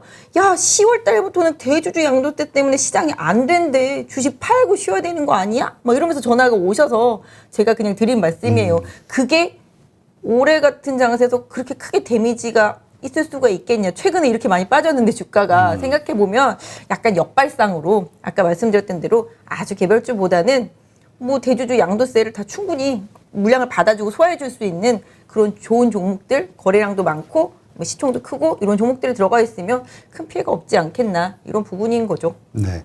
아까 우리 언급했던 그 철강주 같은 경우 지금 최근에 이제 좀 반등이 크게 일어났는데 이거는 어떻게 보세요? 지금이라도 들어갈 수 있는 상황이라고 보세요? 아니면 좀 지켜봐야 될까요? 예전에 제가 포스코 막 이렇게 차트 분석해드리면서 좀 많이 빠질 수 있을 것 같이 좀 말씀을 드렸었잖아요. 많이 빠졌더라고요, 보니까. 근데 저 개인적으로 생각했을 때 아까 이제 인프라 투자 이제 시작하잖아요. 국내도 마찬가지고 다 이제 법안은 다 통과시켜놨고 이제 정책적으로 이제 막 풀어서 이제 써야 되니까 그렇게 되고 아까 말씀드린 대로 중국에서 이제 수출이 어느 정도 조금 조율이 되면은 제가 생각할 때는 이제 철강주들이 여기서 더 크게 빠지기보다는 좀 실적이 될 거잖아요. 이제 하반기부터. 그럼 그 실적 기반으로 해서 뭐 물론 2분기도 실적이 나쁘지는 않았었어요. 실적 상당히 좋았었는데 주가가 오히려 막 급락하는 현상들이 좀 나타났는데 앞으로는 이제 실적이 되는 종목들 위주로 해서 가격이 싼 종목들 이런 부분들이 부각이 될 거라고 생각해서 제가 생각할 때는 철강주 같은 경우 뭐 포스코도 뭐 대체로 좀 바닥 좀 나온 것 같고요. 뭐 동국제강 같은 경우도 이제 후반 쪽 이런 것도 너무 많이 빠져가지고 가격적인 메리트가 분명히 있다고 생각해요. 그래서 그런 종목들 같은 경우는 좀 모아놓으시면 왜냐하면 이 원자재라는 것들이 또 경기에 같이 동행을 하잖아요. 근데 이제 지금 시각에서 봤을 때 경기가 꺾였다라고 생각하고 경기가 고점이다, 피크다 이러고 앞으로 경기가 둔화될 거다라고 생각하면 원자재 관련주들이 힘들 수는 있겠죠. 근데 뭐 이거는 뭐 상황을 봐가면서 저희가 또 투자를 결정해야 될 수도 있겠습니다만은 지금의 시장 시각에서 봤을 때 물론 하락이 완벽하게 다 끝났다라고 보이지는 않지만 미국이나 우리나라나 다 마찬가지로 계속 이제 돈을 풀기로 했었던 부분이 이제 진짜로 풀리게 되면 투자를 하게 되면 그런 부분들로 인해서 뭐 효과는 분명히 좀 있을 거라고 생각해요. 그래서 좀 모아가도 이제는 뭐 크게 데미지를 입지 않을 구간? 네, 요 정도는 왔다고 생각해요. 그런 비슷한 게 이제 화학주들인 거죠. 화학주들이 이제 1분기 때만 이제 피크아웃 치고 지금 막 이제 제품 가격들 엄청 빠지고 그랬었는데 최근에 또 오히려 좀 유가가 빠지면서 조금 좋아지는 스프레드가 좋아지는 부분들도 사실은 있었었어요. 근데 이제 제품 가격이 올라온 게 아니었었기 때문에 그렇죠. 네, 그 부분이 조금 부담스럽긴 했지만 결과적으로 주가가 워낙 많이 빠져가지고 정말 제가 다 봤더니 1월 달 예, 그때 수준까지 다 내려왔더라고요. 그래서 내가 와 무지하게 빠졌구나. 그래서 보면서 와 대한유화도 진짜 많이 빠졌네. 금호석유는 이거 너무 심한 거 아니야. 뭐 이런 생각. 롯데케미칼도 와 정말 대책 없이 빠졌네. 이런 생각이 들 정도로 화학주들 대형주들이 좀 많이 빠졌었어요. 그래서 그런 부분도 뭐 철강도 마찬가지가 되겠고 화학도 마찬가지가 되겠고 시장에서 좀 기대치를 내려놓은 종목들 있잖아요. 와 기대 막 이런 종목 말고 기대 안 하는 종목들 이런 종목이 또 의외로 나중에 또 좋은 결과가 나올 수도 있는데 말씀하신 대로 철강주나 뭐 그런 원자재 관련주들 경기 민감주들 같은 경우는 뭐 달러랑도 좀 같이 봐야 돼요. 달러가 강해지면 좀 약해지는 케이스를 많이 보이는 게 원자재들이잖아요. 근데 이제 달러도 최근에 뭐 원화가 상대적으로 너무 약하긴 했었거든요. 그렇죠. 예, 타 국가 환율 대비해서는 이런 부분들이 조금 완화된다라면은 또 뭐 물론 이게 우리나라만 해당되는 건 아니지만 달러 강세가 조금 완화되는 그런 흐름들 왜냐하면 달러가 지금 강했던 게 위험자산 선호가 줄어들고 안전자산 선호가 좀 이어지면서 경기에 대한 우려감 이런 부분들이 작용을 많이 했었고 그런 부분들과 또 테이퍼링 우려감 이런 부분들까지 많이 작용을 했었다라면은 뭐 이번에 잭슨홀 미팅에서 한번 보셔야 되겠지만 파월이 뭐 임기도 많이 안 남았는데 뭐 이상한 헛소리하고 막 이러지는 않을 것 같긴 해요. 지금 상황상으로 봤을 때 코로나 팬데믹이 막 이렇게 창궐하고 있는 그렇죠. 상태에서 우리는 그냥 가던 길 그대로 갈 거야 뭐 이러지는 않을 것 같거든요. 그러다가 뭐 최근에 나온 기사를 보면은 이제 테이퍼링을 하더라도 1조 달러 이상의 유동성을 계속 풀겠다라는 이런 식의 좀 기사들이 나오고 있더라고요. 보니까 그런 부분들 보면 시장이 그런 하나의 좀 멘트들에서 조금 안심을 하고 있는 것 같기는 해요. 그래서 뭐 테이퍼링이라는 게 뭐 채권 매입을 이제 막 하던 걸 이제 줄이는 부분들이잖아요. 그렇죠. 그거에 대한 우려감은 분명히 있을 수 있기는 한데 또 그런 우려감 때문에 최근에 시장이 엄청나게 빠지면서 뭐 이것도 뭐 백신 맞은 효과처럼 어느 정도 좀 면역 효과를 좀 가져왔다라고 생각을 하고 있기 때문에 아까 말씀드렸던 대로 뭐 최악을 가정을 해서 많이 빠진 섹터주들 중심으로 해서 본다라면은 뭐 철강이든 뭐든지 간에 뭐 어느 정도 좀 바닥권에 대한 흐름 이런 부분들이 조금 보여지지 않겠나 싶습니다. 네, 알겠습니다. 자, 그러면 우리 이번에는 그 아까 잠깐 언급하셨죠. 그 소비주, 그다음에 네. 콘택트 관련주. 네, 네, 네. 이게 이제 위드 코로나라는 단어가 나오면서 좀 괜찮아지지 않겠느냐. 미국에서의 흐름도 그렇고요. 네. 이 부분을 조금 살펴보는 걸로 하죠. 네. 그런 걸로 이제 지난번에 얘기하셨던 거는 유통주를 보신 건데. 네, 예. 소비주들이죠. 네. 근데 기본적으로 저는 좀 되게 그때 황당했던 게 제가 신세계 되게 좋게 봤었는데 신세계가 사상 최대 실적 나왔는데도 급락을 막 한 상황이었었잖아요. 네. 그래서 아 황당하다 막 이랬었었는데 이런 것 같아요. 아까 말씀드린 대로 이제 코로나를 무서워하기보다는 지겨워하는 수준이 돼버렸잖아요, 지금. 근데 아까 말씀드린 대로 백신 접종률이 올라가다 보면은 이제 치명률이 떨어진다라는 거잖아요. 그러니까 사망이 확실히 좀 줄어준다라는 그런 부분들만 좀 생기게 된다라면은 뭐 오늘 사실 치료제 관련주들이 엄청나게 많이 올랐는데 그런 것 같아요. 이제는 백신은 아니고 이제 치료제 쪽으로 치료제. 네, 치료제 쪽으로 막 이렇게 눈길이 쏠려 있는 것만 보더라도 뭐 시장에서는 감기약처럼 네, 이런 치료 쪽에 좀 관심이 있다라는 것만 보더라도 어느 정도 이제 코로나 확진자 수 늘어나는 부분들이랑 또 백신 접종률 올라가는 부분들 이런 부분들을 다 연계해서 오히려 그 뒤를 좀 생각하는 흐름인 것 같아요. 아까 뭐 사회자님 같은 경우 이제 에어비앤비 얘기도 했지만 지금 당장 뭐 여행 갈 수도 없고 뭐 어디 갈 수도 없지만 다 기대감인 거잖아요. 그렇죠. 근데 사실 미국 같은 경우는 잘 돌아다닌다는데요. 엄청나게. 그렇죠. 잘 돌아다니는데요. 우리랑은 좀 다른 것 같아요. 뭐 근데 뭐 뉴욕시 같은 경우는 뭐 백신 뭐 접종한 거 뭐 있어야 뭐 어디 뭐 기관 같은 데도 들어갈 수 있고 뭐 기타 등등 주마다 그렇긴 좀 하지만 틀리더라고요, 네, 보니까. 맞아요. 네. 주마다 좀 틀리긴 한데 제 친구도 이제 미국에서 있다 와서 얘기를 들어보면은 미국은 그냥 이제는 그냥 맞았으니까 이렇게 편하게 하는 것 같아요. 그래서 이제 또 이번에 뭐 부스터샷을 맞기도 하겠지만 기본적으로 이제 치명률만 줄어든다라면은 평생 이렇게 짊어지고 살 수는 없잖아요. 왜냐면 지금 경제가 이 자영업자들 같은 경우는 지금 거의 거의 다 파산 지경이죠, 네. 지금. 그러니까 뭐라 그럴까? 이거 진짜 하루 이틀도 아니고 뭐 끝도 없잖아요. 그러니까 거기서 좀 진짜 아까 위드 코로나처럼 같이 살아가는 방법을 만들어내야 되겠죠. 그래서 그러다 보니 결국은 돌아다니면 소비를 하게 되고 결국은 돌아다니다 보면은 사서 먹게 되고 그래서 제가 이제 음식료 섹터주들을 지금 못 모이게 하잖아요. 그러니까 나중에는 폭발적으로 좀 늘어나지 않겠냐 그런 생각 때문에 그냥 계속 주섬주섬 샀었던 사고 건데 있어요. 사다가 아닌가 보다 그랬다가 지금 또 다시 또 좀 샀거든요. 조금씩. 그래서 아무튼 그런 식으로 아까 말씀드렸던 대로 결국은 코로나 때문에 최대 피해를 본 섹터 쪽이 나중에 코로나 때문에 결과적으로는 최대 수혜를 볼 수 있다라는 생각으로 하반기는 좀 보셨으면 좋겠어요. 사실 국내는 자영업자들 매출을 다 보상해 주지는 않잖아요. 그렇죠. 외국은 미국은 예, 제 친구 말에 의하면 작년 매출 기준으로 해서 그냥 다 준대요. 매출액을 준다고요? 그러니까 작년에 내가 만약에 뭐 작년에 1억을 벌었다. 우리 그러면 신고하듯이. 네, 그러면 그걸 다 보상해 준다고 그러더라고요. 그래서 오히려 좋아한대요. 놀고 먹는다고. 일본도 그런다는 뉴스를 한번 본 것 같은데. 그래요? 예. 그러니까 우리나라 자영업자들만 좀 더 처음에 좀 참고 참았는데 이제 뒤로 갈수록 많이 힘들어지신 것 같아요. 일단 우리가 자영업자 수가 상당히 비율이 높고 그 다음에 하여튼 뭐 이게 아마 여러 가지 뭐 문제가 있겠죠. 아무튼 뭐 내년에는 뭐 슈퍼 예산이라고 그러잖아요. 네, 605조라고 그러던가.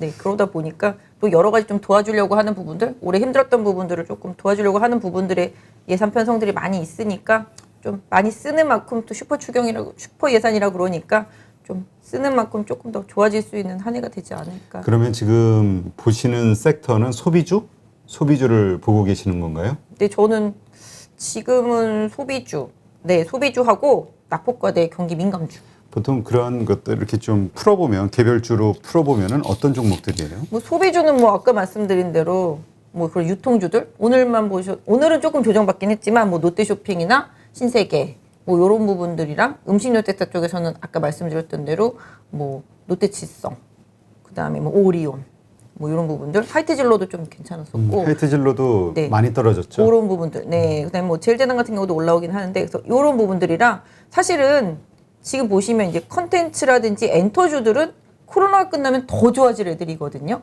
그런 것들도 많이 오르긴 했지만 실적이 더 좋아질 수 있는 애들. 그러니까 지금도 좋은데 앞으로 더 좋아질 수 있는 애들. 그 오프라인 컨텐츠를 할 거니까 저 콘서트를 할 거니까. 그렇죠. 예, 그런 부분들. 그다음에 지금 안 좋았는데 나중에 좋아질 애들. 이런 부분들. 그러니까 반대로 지금 엄청 좋은데 코로나가 사라진다고 해서 더 좋아질 개연성이 없는 애들은 또 사람들이 기피를 하겠죠. 그러니까 지금은 좋은데 좋은 거 아는데 코로나가 끝났다고 해서 더 좋아질 개연성이 없는 주식들은 거꾸로 좀 회피하려고 하겠죠. 그래서 그런 부분들은 좀 생각해 볼 필요가 있겠지만 아까 말씀드렸던 대로 코로나가 끝나면 지금도 좋지만 더 좋아질 수 있는 애들, 코로나가 끝나면 지금은 안 좋았지만 그때는 더 좋아질 수 있는 애들, 이런 쪽들을 조금 선호하는 게 지금은 방향성을 잡고 가는 게 맞지 않나. 그래서 제가 봤을 때는 이제 낙폭과대 이제 경기 민감주 섹터주들 그동안 이제 대형 IPO 때문에 처참하게 매물 맞으면서 좀 힘들어서 아까 말씀드린 대로 룸이 커져 있는 애들, 그런 종목들 조금 뭐 화학도 되겠고 뭐 철강도 되겠고 뭐 건설기계 뭐 너무 많아서 뭐 그 그렇죠. 안에서 또 주도주들을 선택하시는 전략이 하반기에는 좋겠죠. 자동차도 뭐 거의 뭐 지금 뭐 바퀴가 없을 정도로 그러니까 바퀴가 있어야 굴러가는데 지금 바퀴가 다 빠져 있는 상태거든요. 못 가고. 그렇죠. 이게 이 부분도 마찬가지예요. 왜 차량용 반도체가 없어서 토요타가 40% 감산을 한다고 할 정도인데 그럼 왜 차량용 반도체가 없어? 코로나가 창궐해서 만들지를 못해요. 동남아시아에서도 마찬가지가 되겠고. 그럼 만들지를 못하는데 코로나가 줄어들어. 그럼 만들 거잖아요. 그럼 차량용 반도체가 공급이 될 거잖아요. 그러면 만들어서 많이 팔 거잖아요. 이렇게 얘기해보면 아까 말씀드렸던 대로 만병통치약은 코로나가 감소하는 거. 그다음에 백신 접종률이 올라가는 거. 요거 두 개 수치를 계속 보시면서 가장 피해봤던 종목들을 선택하시면 분명히 시장에서 변화에 좀 동참하실 수가 있지 않겠나. 뭐 지금 당장이야 뭐 아니겠지만 서서히 좀 변화는 아까 말씀드린 대로 추석을 전후해서는 나타난다 생각을 하고 있습니다. 진짜 지금 자동차주 가지고 있는 분들은 아주 깜깜할 거예요. 왜냐하면 정말 좋다고 그랬었잖아요. 다 불과 한 2, 3개월 전만 해도. 그럼요. 예, 전체 애널리스트들이 거의 다 그렇게 시장의 하반기 주도주 이야기를 했는데 상황은 완전히 반대로 근데 요새 가서. 좀 토요타가 뭐 40% 감산 얘기 나오면서 더 많이 같이 빠진 거예요. 왜냐면 현대차 같은 경우는 그래도 좀 낫다라고 생각했었는데 현대차도 계속 쉬고 만들고 막 이러다 보니까 이렇게 뭐 매출도 막 생각했던 것만큼 안 늘어나고 그다음에 이제 뭐 친환경차 같은 부분들도 다 반도체 부족 때문이기 때문에 그런 부분들이 다 엮여 있는 것 같아요. 저도 댓글 보는데 저가 막 그런 얘기만 하면 현대모비스는 너 때문에 샀는데 망했다. 이 얘기 되게 많더라고요. 근데 제가 그렇게 현대모비스를 강추했었나 이렇게 돌이켜 보면은 제가 그때 30만 원대 밑에서 그냥 빠지면 그냥 좀 계속 장기적인 관점에서 모으자고 얘기했지 않았나요? 그러니까, 현대 엔지니어링 들어올 때 기반으로 해서 현대모비스가 참 그게 많이 빠졌어요. 많이 빠지긴 많이 했죠. 빠졌어요. 그러니까 근데 많이 빠졌다고 생각하시는데 진짜 많이 빠졌어요? 지금 얼마지? 아니 30만 원 밑에서 지금 뭐 26만 원대인데 다른 종목들 막 20, 30% 빠진 거에 비하면 어떻게 보면 지금 현 시점에서 보면 제일 덜 빠진 거 아닌가? 근데 이제 사람마다 산 시점이 다 틀리니까 그 뭐죠? 지금 그러니까 좀 낮게 산 분들은 그런데 이제 좀 높은 가격에 산 분들은 그게 이제 막 불안한 거지. 왜냐면 이게 반등이 되면 좀 이렇게 어떻게 방법을 찾을 텐데 계속 밀리니까. 그럴 수 있죠, 충분히. 근데 지금 제가 봤을 때는 앞으로 자율주행 환경이라든지 뭐 그다음에 뭐 수소차든 전기차든 이런 모든 걸 감안했을 때 지금은 고통스럽지만 나중에 결국은 좀 좋아질 수밖에 없는 기업이라고 생각은 하거든요. 며칠 전에 그 수소차 그 이슈 때문에 확 몇 프로 올랐잖아요. 강하게. 맞아요. 그래서 지금 뭐 현대 위아도 맨날 좋다고 그러더니 맨날 못 가고 앉아 있잖아요. 그렇다시피 자동차랑 관련된 종목들이 다 그래요. 만도도 잠깐 오르다가 또 빠졌다가 그래도 오늘 6만 원 좀 회복하더라고요 보니까. 근데 아무튼 현대 모비스는 제가 생각할 때 지금 26만 원대라서 아쉽기는 하지만 그때도 제가 이제 차트 분석해 드릴 때 한 27만 원대에서는 뭐 지지선이라고 생각한다라고 말씀을 드렸었는데 그게 이제 더 빠지기는 했지만 그 30만 원에서 27만 원 그 사이에서 그때도 저희가 아마 빠질 때 조정 시마다 지지선만 잘 이탈하지 않으면 저점에서 그냥 조금씩 모아간다 생각하시라는 말씀을 드렸는데 댓글 보면 뭐 31만 원대 사셨다는 분 저는 30만 원 밑에서 얘기했는데 어떻게 31만 원대에서 사고 너 때문에 샀다 그러시면 어떡해. 근데 지금은 그 대형주들이 하도 다 많이 빠져가지고 대형주 뭐 대형주만이 아니라 중소형주도 그렇지만 하여튼 많은 분들이 지금 막 속상해서 그래요. 속상하니까. 뭐 그럴 수는 있는데 아무튼 그때도 말씀드렸어요. 단기는 절대 아니에요. 왜냐하면 중장기로 모아가셔야지. 현대모비스 하면은 네. 지주회사 이슈 이것 때문에 좀 더 기대를 갖기는 했었잖아요. 예전에 그렇죠. 근데 왜냐하면 예전에 뭐 글로비스랑 뭐 합병을 하네 어쩌고 저쩌고 그러면서 옛날에 항상 현대 글로비스랑 현대 모비스 뭐 왔다리 갔다리 했었거든요. 근데 이제 현대차가 하는 생각이 이제 그렇게 하는 식으로는 안 한다라는 거잖아요.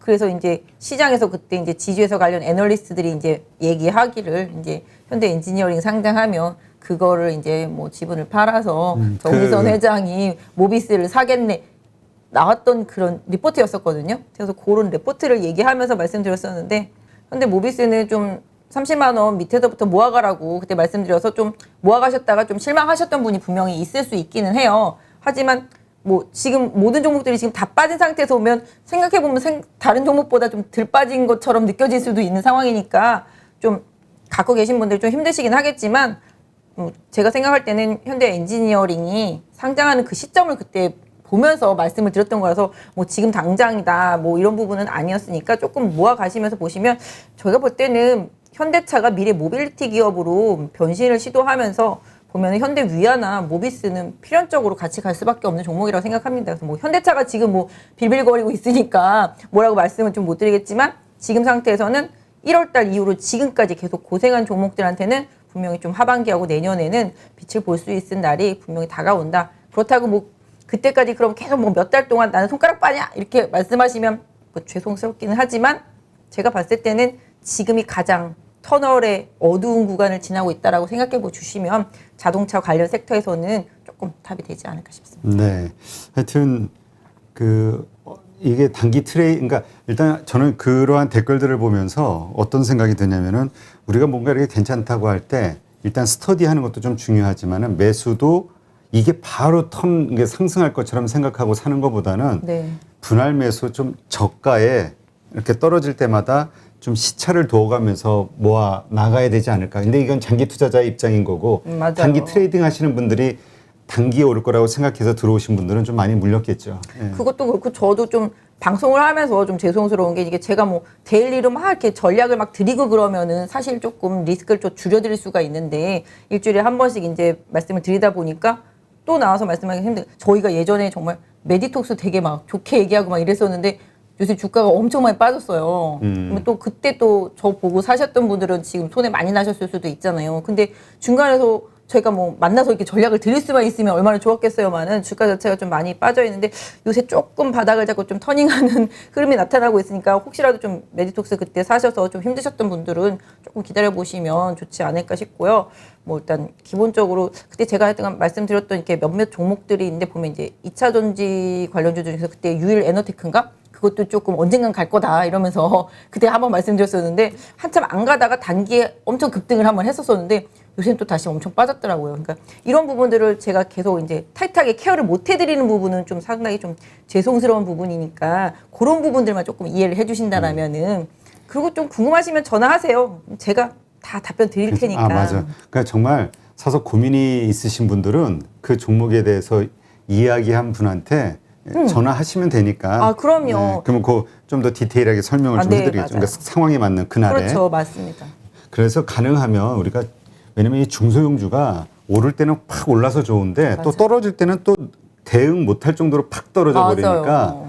그러니까 이 주린이들이 투자하기에는 상당히 어려운. 개별주들은 진짜 좀 약간 확실히 좀 그러니까 트레이딩에 좀 자신이 있으신 분들, 그다음에 좀 지표나 차트 좀 잘 보시는 분들한테는 조금 맞는데 우량주를 좀 중장기 투자하시기 위해서 종목을 선택하실 때는 약간 좀 유동성도 좋고 또 시장 트렌드에 좀 잘 맞는 그런 종목들을 좀 선택하시면 조금 피해가 좀 덜하실 수 있을 것 같아요. 네, 그렇죠. 이게 트레이딩 관점으로 올라가는 건드려야 되는 종목들을 투자의 개념으로 사신 분들이면은 이게 뭐 당황하니까. 그쵸. 하여튼 네. 그래서 실력이 있으신 고수분들이 아마 알아서 잘 하실 거고 네. 주인이 분들은 가능하면 이렇게 좀 답답하고 시간이 걸리더라도 우량주 중심으로 하시는 게 좋을 것 같고. 맞아요. 저도 이렇게 방송에 나와서 얘기하다 보면은 분명히 지금 바이오 주식들이 좋거든요. 바이오 섹터주들이 너무 좋고 바이오 섹터주들 중에서 급등주들도 상당히 많은데 이걸 뭐라고 설명을 해야 되나 싶어요. 왜냐면 이게 바이오 주식들은 펀더멘탈로 갖고 설명하기가 사실 힘들어요. 그렇죠. 네, 근데 최근에 보면 바이오 종목들이 정말 급등주들이 너무 많아요. 사람들이 바이오라고 하면은 다 몇 개밖에 모르잖아요. 뭐 삼바, 그다음에 뭐 셀트리온, 뭐 이런 정도잖아요.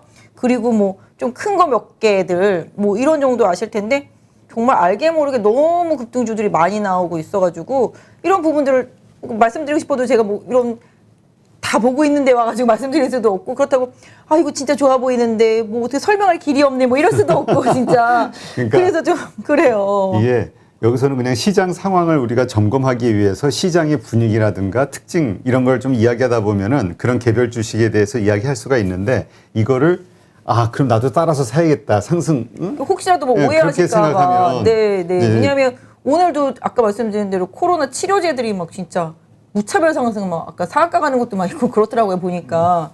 근데 그걸 뭐라고 설명을 할 수가 그러니까 없어요 지금.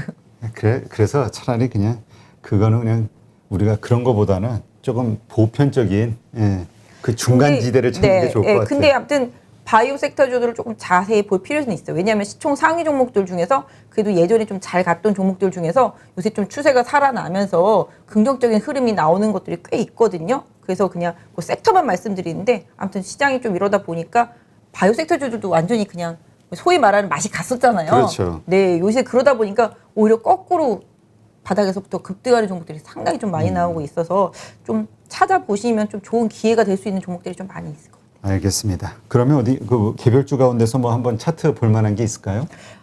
진짜 한번 볼까요? 제가 아까 좀 보다 왔는데 뭐 제 생각인지 모르겠는데 바이오 섹터니까 그냥 바이오 섹터를 한번 볼까요? 네.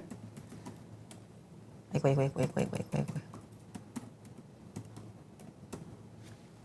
녹십자 랩셀이라고 있어요.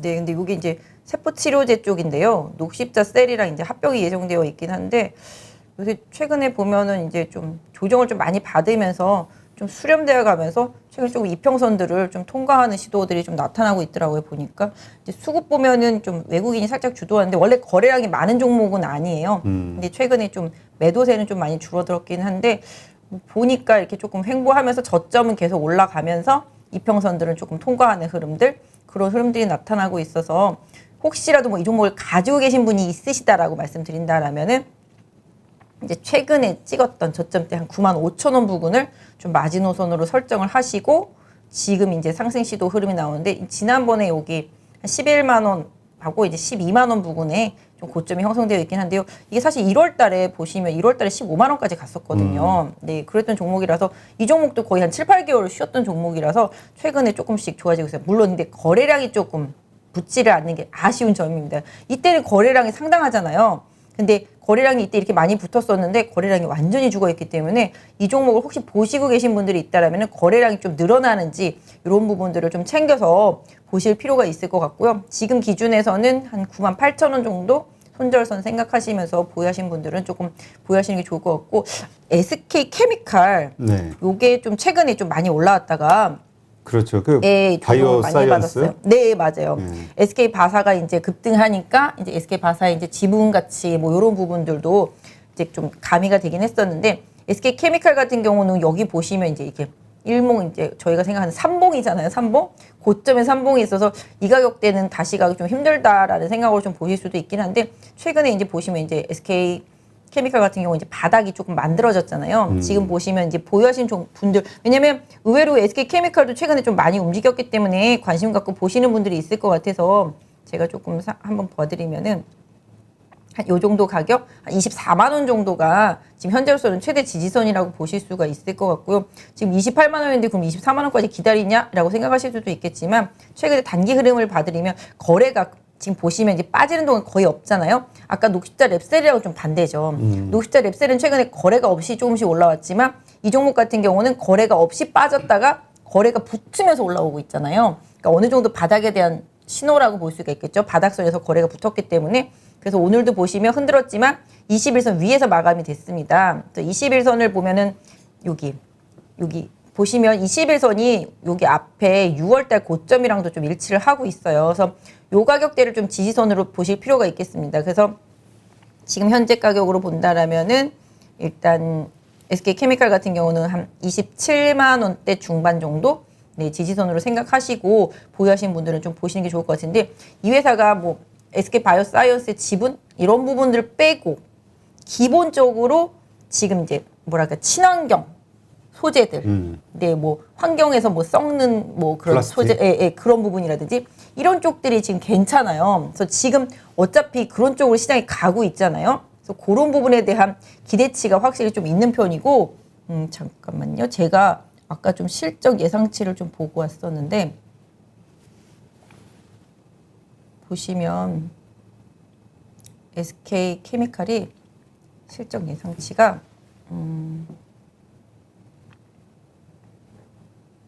3분기 보시면 말도 안 되게 많잖아요. 지금 건센이 성장하나요? 네, 건센이 거의 보통 이제 1분기 때 730억이었고 영업이익이 2분기 때 861억이었거든요. 근데 3분기 때 2천억이 넘어가고 있잖아요. 지금 그렇게 따진다라면 주가가 움직일 수 있는 충분한 실적 면에서도 좀 여건이 될 수가 있잖아요. 그런 부분들을 조금 생각해서 보실 필요는 있을 것 같아요. 그래서 그렇게 따진다라면은 조금 방향 전환을 하기 위한 움직임이 시도될 수도 있겠다라고 보여지고 있고요. 뭐 수급을 한번 봐드린다라면은 지금 보시면 아시겠지만 이제 연기금이 꾸준히 사주고 있잖아요. 바닥에서부터 여기 보시면 연기금도 주로 산 가격대가 29만 원대거든요. 여기서 많이 샀잖아요. 29만 원대. 그럼 그렇게 따지면 연기금이 여기 올릴 때 많이 샀다라는 얘기잖아요. 그래서 연기금도 손해 보고 있는 상태죠. 다시 이제 외국인이 어제 좀 팔았다가 다시 들어오기는 하는데 궁극적으로 이제 개인 투자자분들은 계속 좀 매도를 하고 있지만 투신이라든지 사모펀드들의 수급은 나쁜 편이 아니에요. 그래서 이렇게 좀 바닥에서 횡보하다가 거래가 붙는 종목들 이런 부분들이 시장에서는 좀 좋은 수익률 이런 부분들을 좀 줄 수 있겠다. 뭐 아까 개별주 하나 말씀하셨지만 비슷한 케이스를 말씀드리면은 이것도 지금 많이 빠진 뒤에 충분한 횡보 조정을 겪고 거래가 붙으면서 주가가 움직이고 있는 상태인데 최근에 보시면 이제 지노맨 컴퍼니 같은 경우도 비슷하잖아요.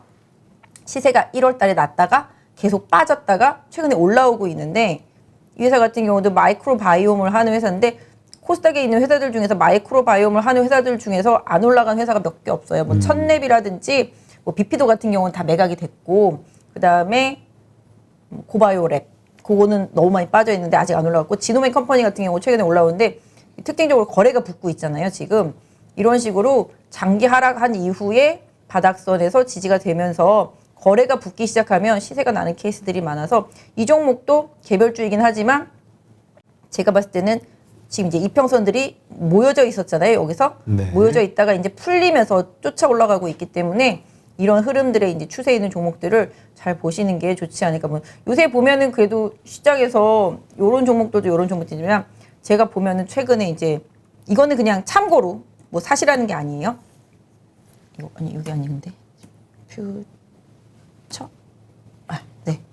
이 종목도 진짜 이렇게 많이 하락을 했었어요. 1월 달에 역시 고점을 찍고 이렇게 하락을 했었거든요. 근데 최근에 보시면 이렇게 거래가 붙잖아요. 네. 거래가 붙으면서 이렇게까지 지금 다 올라왔잖아요, 지금. 네. 그래서 이런 종목들은 이제 뭐 이런 데를 뭐 보통 이렇게 차트 보시는 분들 뭐 급소 막 이렇게 말씀하시긴 하는데 장기 하락한 이후에 이제 수렴이 다 된 상태에서 거래가 붙으면서 치고 나가니까 요새 시장 폭락 장세였었는데도 시세가 이렇게 많이 붙고 있거든요. 그래서 이처럼 좀 바이오 섹터 쪽에서 이런 종목들이 되게 많아요. 그래서 이런 부분들을 조금 참고해 보시라고. 이걸 사라는 게 아니에요, 절대로. 그래서 이런 상황이더라. 바이오 섹터가. 사면 불안한데. 그러니까 사면 물리겠죠. 좀 잘못 가면은 그렇잖아요. 그래서 이런 식으로 바이오 섹터 주들이 이렇게 장기적으로 많이 빠졌었잖아요. 그래서 거의 뭐 시장에서 버린 카드였었는데 최근에 좀 많이 올라오고 있는 모습이라서 요거를 좀 말씀을 드려봤고 기본적으로 최근에 조금 바이오 섹터 주들은 다 많이 좋아지는 것 같아요. 보통 이제 3천당. 네. 3천당 제약도 이제 아까 말씀드린 대로 이제 다 1월 달에 다 고점이에요, 바이오는. 1월 달에 고점을 찍고 이제 계속 하락했죠.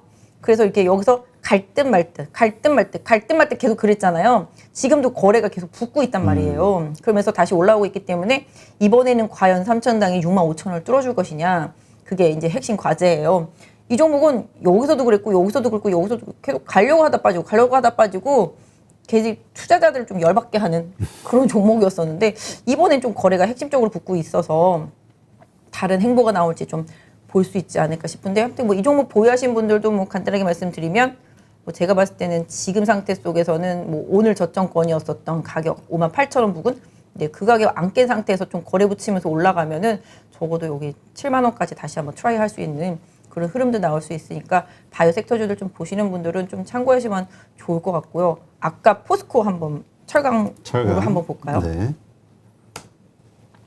그러니까 저희가 이제 포스코 같은 경우도 그때 좀 이제 분석을 좀 해드렸었죠. 이제 여기서 이제 거래가 붙으면서 올라가다가 이번에 이제 폭락한 케이스가 됐는데 역시 이제 포스코 같은 경우도 좀 부담이 있죠. 제가 항상 이제 차트 분석할 때 말씀드리는 게 이제 60일선과 21선이 데드 크로스가 나면 대박 급락을 한다고 말씀을 드리잖아요. 여기서 이제 급락이 나왔잖아요. 근데 여기서 이제 급락이 나온 케이스인데 뭐 급락까지 나온 건 좋았고 근데 지금 보시면 이제 여기 30만 원 부근이잖아요. 여기 고점에서 이제 지지가 되고 있습니다. 그래서 가격적인 메리트는 분명히 있는데 오늘도 좀 윗꼬리가 발생한 상태죠. 네. 그래서 이렇게 60일선이 하향하고 있고 그 하향하고 있는 60일선에 21선이 지금 또 데드 크로스를 했잖아요. 그러면서 일단 급락이 나왔기 때문에 결과론적으로 말씀드리면 포스코 같은 경우는 앞으로 34만 원, 지금 32만 6천 원이니까 34만 원, 이 부근에서 36만 원, 여기 보이시죠? 이 36만 원, 여기까지를 왔다 갔다를 여러 번 반복해야지만 이 이평선들이 하락하던 게 이제 우상향으로 전환이 되니까 이거를 돌리기 위해서는 몇 달이 걸리거든요. 실제적으로 제가 그때 말씀드렸죠. 하락하던 이평선들을 돌리는 거 두 가지 방법이에요. 오르락 내리락 하면서 시간 싸움을 하거나 아니면 뭔가 큰 호재가 터져서 급등을 해가지고서 평균 단가를 올려놓으면서 쫙 끌어서 순식간에 이제 터닝을 시키거나 그런 걸로 생각해 본다라면은 포스코가 좀 그렇게 가기는 당분간은 쉽지는 않잖아요. 그러니까 결과론적으로는 뭐 수급 좀 개선도 되고 외국인들 좀 수급도 한번 볼까요? 말 나온 김에 이제 조금 연기금이 그동안 좀 많이 팔아왔었고 외국인들도 그러네요. 계속 팔다가 이제 오늘 처음 조금 산 거잖아요. 사모펀드랑 투신이 조금 샀고 그래서 결과적으로는 포스코는 좀 무겁고 수급만 봐도 아직 확실히 뭔가 좀 돌아갈 만한 개연성이 없고 다만 이렇게 아까 말씀드렸던 대로 최근에 찍었던 저점권인 여기 뭐 31만 원 정도, 30만 한 5, 6천 원 정도 될 것 같아요. 여기를 저점으로 해서 왔다 갔다 몇 번 해야 될 것 같아요. 진폭이. 그러니까 좀 시간을 좀 투자해야 돼. 제가 봤을 때는 이거를 이렇게 완벽하게 돌려서 추세를 바꿔서 나가기까지는 한 2달 이상 걸릴 수밖에 없을 것 같아요. 근데 아무튼 하락하고 있는 60일선을 돌리려면 시간 정당이 많이 필요하다. 그래서 실질적으로 포스코는 34만 원대 위에 올라가서 계속 놀아야지만 이평선이 조금 돌아가는데 시간을 조금 줄일 수 있을 것 같아요. 그래서 그런 부분들 좀 봐주시면 좋을 것 같고 아까 철강주 말씀하셔서 이것뿐만 아니라 다른 철강도 한번 볼게요. 요새 좀 동국제강도 되게 많이 빠졌었거든요.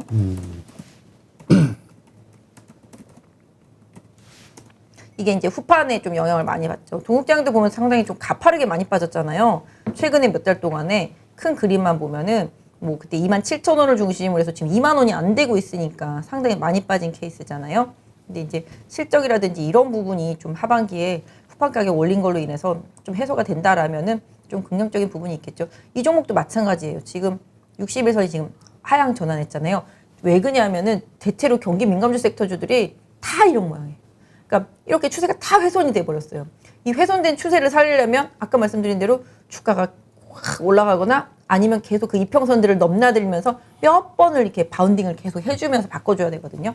그렇게 따지면 동국제강도 여기가 저점일 수는 있겠지만 지금이 완벽한 바닥이다라고는 말할 수가 없잖아요. 그래서 바닥 확인 과정을 여러 차례 조금 겪는 흐름이 좀 나와줘야 되는데 만약에 이 종목을 매수하고자 하시는 분들이라면은 최근에 찍었던 저점을 안 깨는 선에서 등락을 할 때 뭐 수급적으로 큰 부담이 없는 그런 상황이다라면은 좀 모아가기 정도를 할 수 있겠죠. 왜냐하면 얘는 제가 봤을 때 이렇게 해서 돌리기가 사실 다른 종목보다 좀 쉬울 것 같아요. 왜냐면 여기서 먼저 딱 크로스가 나면서 이미 많이 벌어진 상태라서 이건 좀 오히려 저점을 기반으로 해서 조금 돌리기가 좀 쉽지 않겠나 싶은데 아까 포스코랑은 약간 좀 다른 느낌? 네, 그래서 뭐 이제 연기금도 많이 팔았기 때문에 아까도 말씀드렸잖아요. 그동안 많이 팔았던 것들은 이제 좀 채워 넣어야 되는 구간. 왜냐하면 그 MSCI 지수 기준이 보통 23일 기준으로 해서 말일자로 해가지고 바꾸니까 이제는 MSCI 지수 편입 관련한 종목들을 더 강하게 사지는 않아요, 시장에서. 그래서 그런 수요 때문에 빠졌던 종목들 같은 경우는 조금씩 전환하면서 룸을 채워나가는 흐름들이 나올 수가 있겠죠. 최근에 외국인이 상당히 많이 샀었거든요, 동국제가. 근데 오늘은 조금 많이 올랐을 때 좀 매도가 나온 것 같아요. 아까 27,000원인가까지 갔었거든요. 근데 이제 거기서 이제 밀려서 끝났죠. 근데 아무튼 거래가 붙었기 때문에 제가 봤을 때는 동국제강이 다시 가려면은 2만 하여튼간 1,000원 이상 2만 원대 위에서 계속 놀면서 21,000원과 22,000원 사이를 넘나들면서 좀 거래가 붙어준다라면은 나중에 좀 추세 전환하는데 조금 도움이 되겠죠. 근데 아무튼 원자재 섹터주들이 핫했던 때에서 조금 약간 지금 뭐랄까 훼손이 좀 많이 됐죠. 근데 많이 올랐네요. 차트 보니까 어마어마하게 올랐죠. 아 진짜 많이 올랐네. 그렇죠. 작년에 코로나 터지고 나서 10배 올랐잖아요. 정확하게. 그렇죠? 2,780원에 샀으면 27,800원에 팔았으면 10배. 부럽네요. 누군지. 그렇게 사서 그렇게 팔기만 했다라면. 근데 아무튼 원자재 관련 섹터주들은 좀 돌리는데 시간 많이 필요하다라고 좀 생각을 해주시고 보시는 게 좋을 것 같고 저희가 아까 뭐 또 볼까요? 모비스 얘기했으니까 모비스 한번 볼까요? 예, 현대모비스 한번 보죠. 나 또 댓글 이상한 거 달리면 울 거예요. 댓글을 보지 마요. 지금 보시면 이제 현대모비스 같은 경우도 아까 저희가 이제 바이오 주식들 급락하고 난 다음에 이제 바닥 잡고 좀 돌리는 그런 기분을 느껴본다라고 생각하면 이제 모비스도 얼추 이제 급락에서 이제 많이 빠졌잖아요. 그렇죠. 네, 그래서 많이 빠진 상태에서 지금 보시면 저희가 이게 예전에 지금 이번에 이 가격 오기 전에 이게 다 그림을 그려놨었던 것들이에요. 그래서 적어도 27만 원대 정도면 바닥이다라고 제가 주제 높게 말했다가 이번에 틀렸잖아요. 그리고 이제 30만 원 아래권에서 이제 모아가자 그랬었는데 왜냐하면 이때 계속 이렇게 지지력이 있었으니까 제가 그때 이게 깨지면은 좀 더 많이 빠질 수 있다가도 얘기했을 것 같아요. 리와인드에서 한번 옛날에 말한 걸 제가 돌아보고 싶긴 한데 계속 현대모비스 같은 경우는 계속 여기 27만 원 부근에서 지지를 여러 차례 보여왔기 때문에 여기가 되게 강한 지지선이고 이게 깨지면 한 번 더 빠질 수도 있겠다라는 말씀에서 26만 원, 5만 원 또 한번 얘기했던 것 같은데 한번 제가 생각할 때 한번 봐야 되겠지만 아무튼 이 종목도 지금 약간 뭐랄까요 하단이라고 생각했던 부분이 깨졌기 때문에 제가 예전에 뭐 기술적인 분석을 할 때 말씀드릴 때 지지를 계속 봤던 하단선, 지지선이 깨지면 그게 저항선이 된다고 말씀드렸잖아요. 그럼 결론적으로 현대모비스는 거래량이 붙으면서 27만 원대 위에 안착을 해주면 좀 뭔가 좀 바닥선이 확실히 좀 잡혔다라고 생각될 수 있는 가격대가 되겠죠. 왜냐하면 지지선이 깨지면 그게 저항선이라고 말씀을 드렸잖아요. 그러니까 그 저항선을 의미 있게 뚫어준다라면은 뭐 일단 힘이 실렸다라고 보니까 그래서 지금 상태에서는 뭐 최근에 찍었던 25만 원이 일단 좀 마지노선이라고 생각해 주시고요. 이것도 이평선이 지금 많이 풀려 있습니다. 그래서 이 풀려 있는 이평선을 돌리기 위해서는 현대모비스도 지금 상태라면은 주가가 뭔가 좀 급등을 하면서 뭐 한 28만 원대에서 왔다리 갔다리 하면서 27만 원을 지지선으로 움직이더라. 그러면 아 이제는 좀 바닥에 나왔겠거나 라고 그때 생각해 주시면 좋을 것 같아요. 그래서 만약에 30만 원 밑에서 너를 믿고 샀는데 27만 원도 지지를 못하고 빠져서 속상하다, 화가 난다 생각하시는 분들이 계시다라면은 최근에 찍었던 25만 원을 지지선으로 해서 제가 말씀드린 대로 여기만 더 깨지지 않는다라면은 조금 버텨보시고요. 상대적으로 27만 원대 올라가서 28만 원과 27만 원 사이를 계속 넘나들면서 거래량이 좀 붙어주는데 더 이상 27만 원을 안 깨더라. 그러면은 아 이제는 네가 좀 바닥이겠구나라고 생각해 주시면서 그때 조금 사주시면 좋을 것 같아요. 제가 봤을 땐 이거는 저거잖아요. 자사주. 네네네. 자사주일 것 같아요. 그리고 사실 자사주를 매수할 때는 주가를 많이 안 올라가요. 왜냐하면 싸게 사야지 되니까. 많이 사니까. 딱 그 회장이 딱 사주기 시작해야. 근데 그 돈이 일단 우리가 이제 추측 건데 네. 현대 엘리베이터 상장이 돼야 그 사줄 돈이 생긴다. 현대 엔지니어링. 아 현대 엔지니어링. 네네. 예. 근데 왜냐하면 예전에 보시면 기아차를 정의선 회장이 샀거든요. 그때 진짜 저점이더라고요. 그러면서 기아차가 막 올라가니까 오 정의선 회장 벌써 몇백억 벌었다고 막 이렇게 기사도 나왔었잖아요. 맞아요. 네, 그래서 오너가 사기 시작할 때는 저점이라고 생각하시는 게 맞아요. 제가 봤을 때 여태까지 뭐 이렇게 다른 대기업들도 마찬가지인데 오너가 사기 시작할 때가 거의 저점일 때가 많아요. 왜냐면 본인도 거기가 저점이라고 생각하니까 사는 걸 거잖아요. 그래서 그때를 조금 기다려 보셔야 되죠. 현대 엔지니어링이 확실히 이제 상장 날짜가 아직은 그렇죠. 잡히지 않았잖아요. 요새 보시면 이제 LG화학도 막 급락하고 사건 터지고 그러니까 LG 에너지 솔루션도 올해 안에 상장을 못 한다는 얘기가 계속 나오고 있듯이 뭐 상장 날짜를 좀 봐야 되겠지만 그러니까 이런 거죠. 뭐 큰 그림에서 봤을 때 이 기업의 가치가 훼손됐냐만 봤을 때는 미래의 가치가 훼손되지 않았다라고 본다라면은 시장의 불확실성 때문에 변동성이 생겨서 주가가 빠지면은 그거는 오히려 좀 기회라고 생각해 주시는 게 맞지 않겠나. 항상 그렇잖아요. 내가 갖고 있는 종목이 미래 가치가 훼손이 됐느냐, 그 기업의 가치가 펀드멘탈이 망가졌느냐 이런 것만 봤다라면은 현대모비스도 지금 현대차가 지금 차량용 반도체가 없어가지고 차를 못 만들어가지고 차를 못 파니까 모비스 부품도 안 들어갈 거잖아요. 그죠? 그걸 생각해 주신다라면은 아 그래서 그랬지라고 생각해 주시면 아 지금은 이 기업의 가치를 미래에 봤을 때 싸구나라고 생각해 주시면 또 이러다가 또 25만 원 깨지면은 난리 나는 거 아니에요? 근데 그러니까요. 제발 이제 제가 빌어낼 것 같기는 한데 올라가 주라고. 근데 아무튼 그냥 한 제가 봤을 때 대형주가 한 8개월 빠졌으면은 좀 과하게 빠졌다라고 좀 생각해 주시면 아까 말씀드린 대로 그 기업이 미래의 가치가 있는 기업이냐 아닌 기업이냐라고만 좀 생각해 주시면 답이 될 것 같아요. 왜냐면 카카오도 제가 지난번에 나왔을 때 말씀드렸잖아요. 14만 원까지 빠질 거라고. 빠졌다가 올라오잖아요. 15만 원까지. 제가 그거 잘 맞췄는데 카카오도 지금 또 자회사 뭐 카카오페이 상장 얘기 나오고 뭐 그렇죠. 뭐 다 이것저것 상장 얘기 나오면서 다시 올라오잖아요. 그러니까 제가 이렇게 모비스만 보면은 댓글 생각이 나가지고 이렇게 좀 세게 얘기하는데 한이 맺힌 것 같아. 한이 맺힌 것 같아요. 네. 진짜로. 아무튼 그러니까 좀 이 기업의 가치가 훼손된 게 아니다라면은 지금의 시장에서 코로나로 인해서 비틀어진 상태를 조금만 양해를 해주시고 앞으로 이 종목을 가지고 계신 분들은 27만 원대에 안착하는 것만 좀 확인해 주시면서 시간만 조금 더 투자하시면 분명히 향후에 좋은 날이 있을 겁니다. 이렇게 말씀드리면 댓글 쓰더라고요. 향후에 언제 좋은 날 누가 들고서 몇 년을 못 기다리냐 뭐 이렇게 쓰시는 분이 분명 있을 것 같긴 한데 아니 우리 박 부장님도 되게 그 괄괄한 그 여장부 스타일인데 또 이렇게 보면 또 되게 예민해. 저는 댓글 되게 상처 많이 받아요.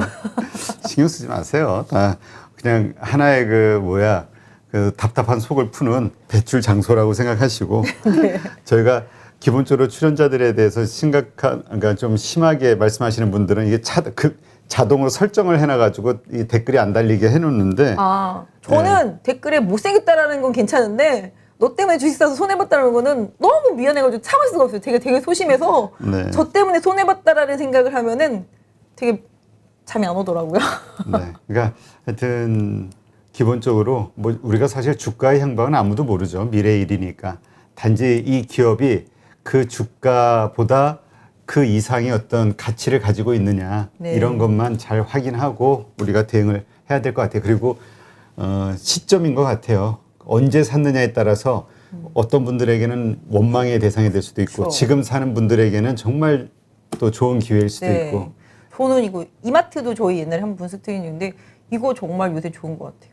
수급도 좋고 너도나도 막 사고 있잖아요. 개인만 팔고 이제 이커머스 쪽 진출하는 거랑 그다음에 스타벅스 지분 인수하는 거랑 이것도 어떻게 보면은 소비를 양대축을 다 갖고 있는 거기 때문에 아까 말씀드렸던 이렇게 음식료 세타라든지 그리고 소비주랑 함께 비교해 보시면 좋겠지만 아무튼 이 종목도 제가 생각할 때는 이마트도 좀 길게 보시면 좀 현대모비스로 손해 본 걸 조금 많이 해드릴 수 있지 않을까요?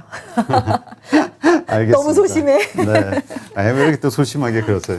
알겠습니다. 하여튼 계속해서 그 뭐 꿋꿋하게 그 생각하시는 뷰를 이렇게 계속 이야기해 주시면 뭐 맞는 것도 있고 틀리는 것도 있겠지만 어쨌든 그러한 네. 것들을 우리가 참고 삼아서 시장을 조금 더 이렇게 이해하는 데 도움이 되는 거니까. 제가 뭐 지난번에 제 얼굴만 나오고 차트만 나오고 제가 막 이렇게 종목 상담도 많이 해드리고 설명도 많이 해드리고 그랬잖아요. 그런 시간도 제가 최대한 많이 가져서 여러분들이 조금 더 시장에서 대응하는데 또 제가 말한 거에 대해서 뭔가 좀 책임진다는 입장에서 좀 앞으로도 좀 그런 시간을 최대한 많이 마련할 테니까 저희 815 모니터 많이 봐주세요.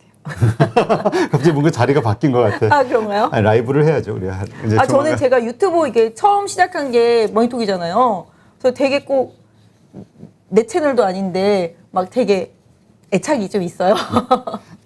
알겠습니다. 라이브에서 그 애착을 확 풀 수 있는 네. 예, 시간을 한번 만들어 보죠. 네. 네. 예, 하여튼 참 힘든 요즘 그 주식 관련해서 참 힘들어하신 분들이 많아가지고 맞아요. 예. 저희가 웃고 얘기해서 또 반대로 근데- 나는 힘든데 너는 왜 웃냐 또 기분 나빠질 수도 있는데 근데 또 예, 그래도 아무리 힘들어도 웃어야죠. 예, 웃으면서 자꾸 긍정적으로 생각해야 그게 약간 미신 같은 얘기이긴 한데 뭔가 긍정적으로 생각하고 다 이렇게 할수록 뭔가 또 일이 잘 풀리는 것 같아요. 그러니까 요새 시장 빠져서 답답하실 수도 있는데 잘 된다고 생각하면 잘 되실 거예요. 저도 골프를 되게 좋아하는데 공을 이렇게 딱 치려고 딱 섰는데 안 맞을 것 같을 때가 있거든요. 그런 때는 아무리 내가 이렇게 하려고 해도 안 맞아요. 근데 딱 섰는데 잘 맞을 것 같아. 뭐 이런 생각이 들 때는 그냥 대충 쳐도 잘 맞거든요. 그러니까 마음가짐이 되게 좀 중요한 것 같아요. 그러니까 내가 뭐 어떤 종목을 샀을 때 이 종목을 내가 정말 하루 이틀 보고 산 게 아니다라면은 뭐 지금의 시장 시련을 잘 슬기롭게 헤쳐나가면서 좋은 종목을 싸게 살게 해주네? 완전 고맙네? 이렇게 생각할 수도 있잖아요. 그렇게 좀 생각하시면서 시장에서 좀 버려진 좋은 종목들을 요번 기회에 잘 이렇게 모아나가는 그런 기회를 좀 삼으신다라면은 하반기하고 내년에가 더 좋은 열매를 맺을 수 있는 그런 한 해가 또 될 수도 있으니까 이번 조정에 조금 힘드시더라도 기운 좀 내셨으면 좋겠고 그냥 뭐 지수만 좀 잠깐 말씀드린다라면은 일단 3,050은 찍었고 일단 3,100 정도를 이제 단기적으로 좀 지지선이라고 좀 생각해 주시고요. 제가 생각할 때는 3,200선 정도, 뭐 3,180에서 3,200선 언저리 가면 또 매물 나올 수도 있어요. 그래서 아까 말씀드린 대로 지수도 마찬가지고 종목도 마찬가지고 이미 시장 흐름이 좀 많이 망가졌기 때문에 그거를 보듬어 나가는 데는 등락 과정과 시간이 좀 많이 필요하다라는 거 요런 생각을 하시면서 좀 시장을 대응하신다라면은 좀 편하지 않을까요? 네, 알겠습니다. 그렇게 할게요. 네. 아이고, 뭐, 마무리 인사말을 아주 길게 해주셔가지고, 그만큼 이제 많은 우리 보시는 분들에게 뭐, 예? 뭔가 이렇게 도움이 되고자. 저는 진짜 예. 저희 파리로 보시는 분들 되게 가족 같아요. 저 댓글 하나하나 막 다 보잖아요. 근데 요새 조금 살짝 안 봤는데, 살짝 안 봤는데, 옛날에는 댓글 보다가 이렇게 좀, 이 종목 빠져서 뭐 이렇게 고민하시는 분들한테 댓글도 많이 달아드렸었는데, 다시 좀 열심히 보면서 댓글 달아드리고, 왜냐면 제가 눈이 좀 안 좋아져가지고, 최대한 모니터를 안 보려고 노력을 하다 보니까 댓글도 요새 좀 안 봤어요. 근데 좀 열심히 보면서 댓글에서 종목 좀 불편하신 점, 이런 점 있으시면은 제가 어느 정도 좀 답을 달아드릴 테니까 좀 많이 활용하세요. 네, 알겠습니다. 네, 좋은 인사이트 오늘 감사했고요. 다음 네. 주에 뵙도록 할게요. 네, 감사합니다. 네, 오늘 하루도 수고 많으셨습니다. 아유, 예, 끝. 모비스 변명만 하다 끝나네.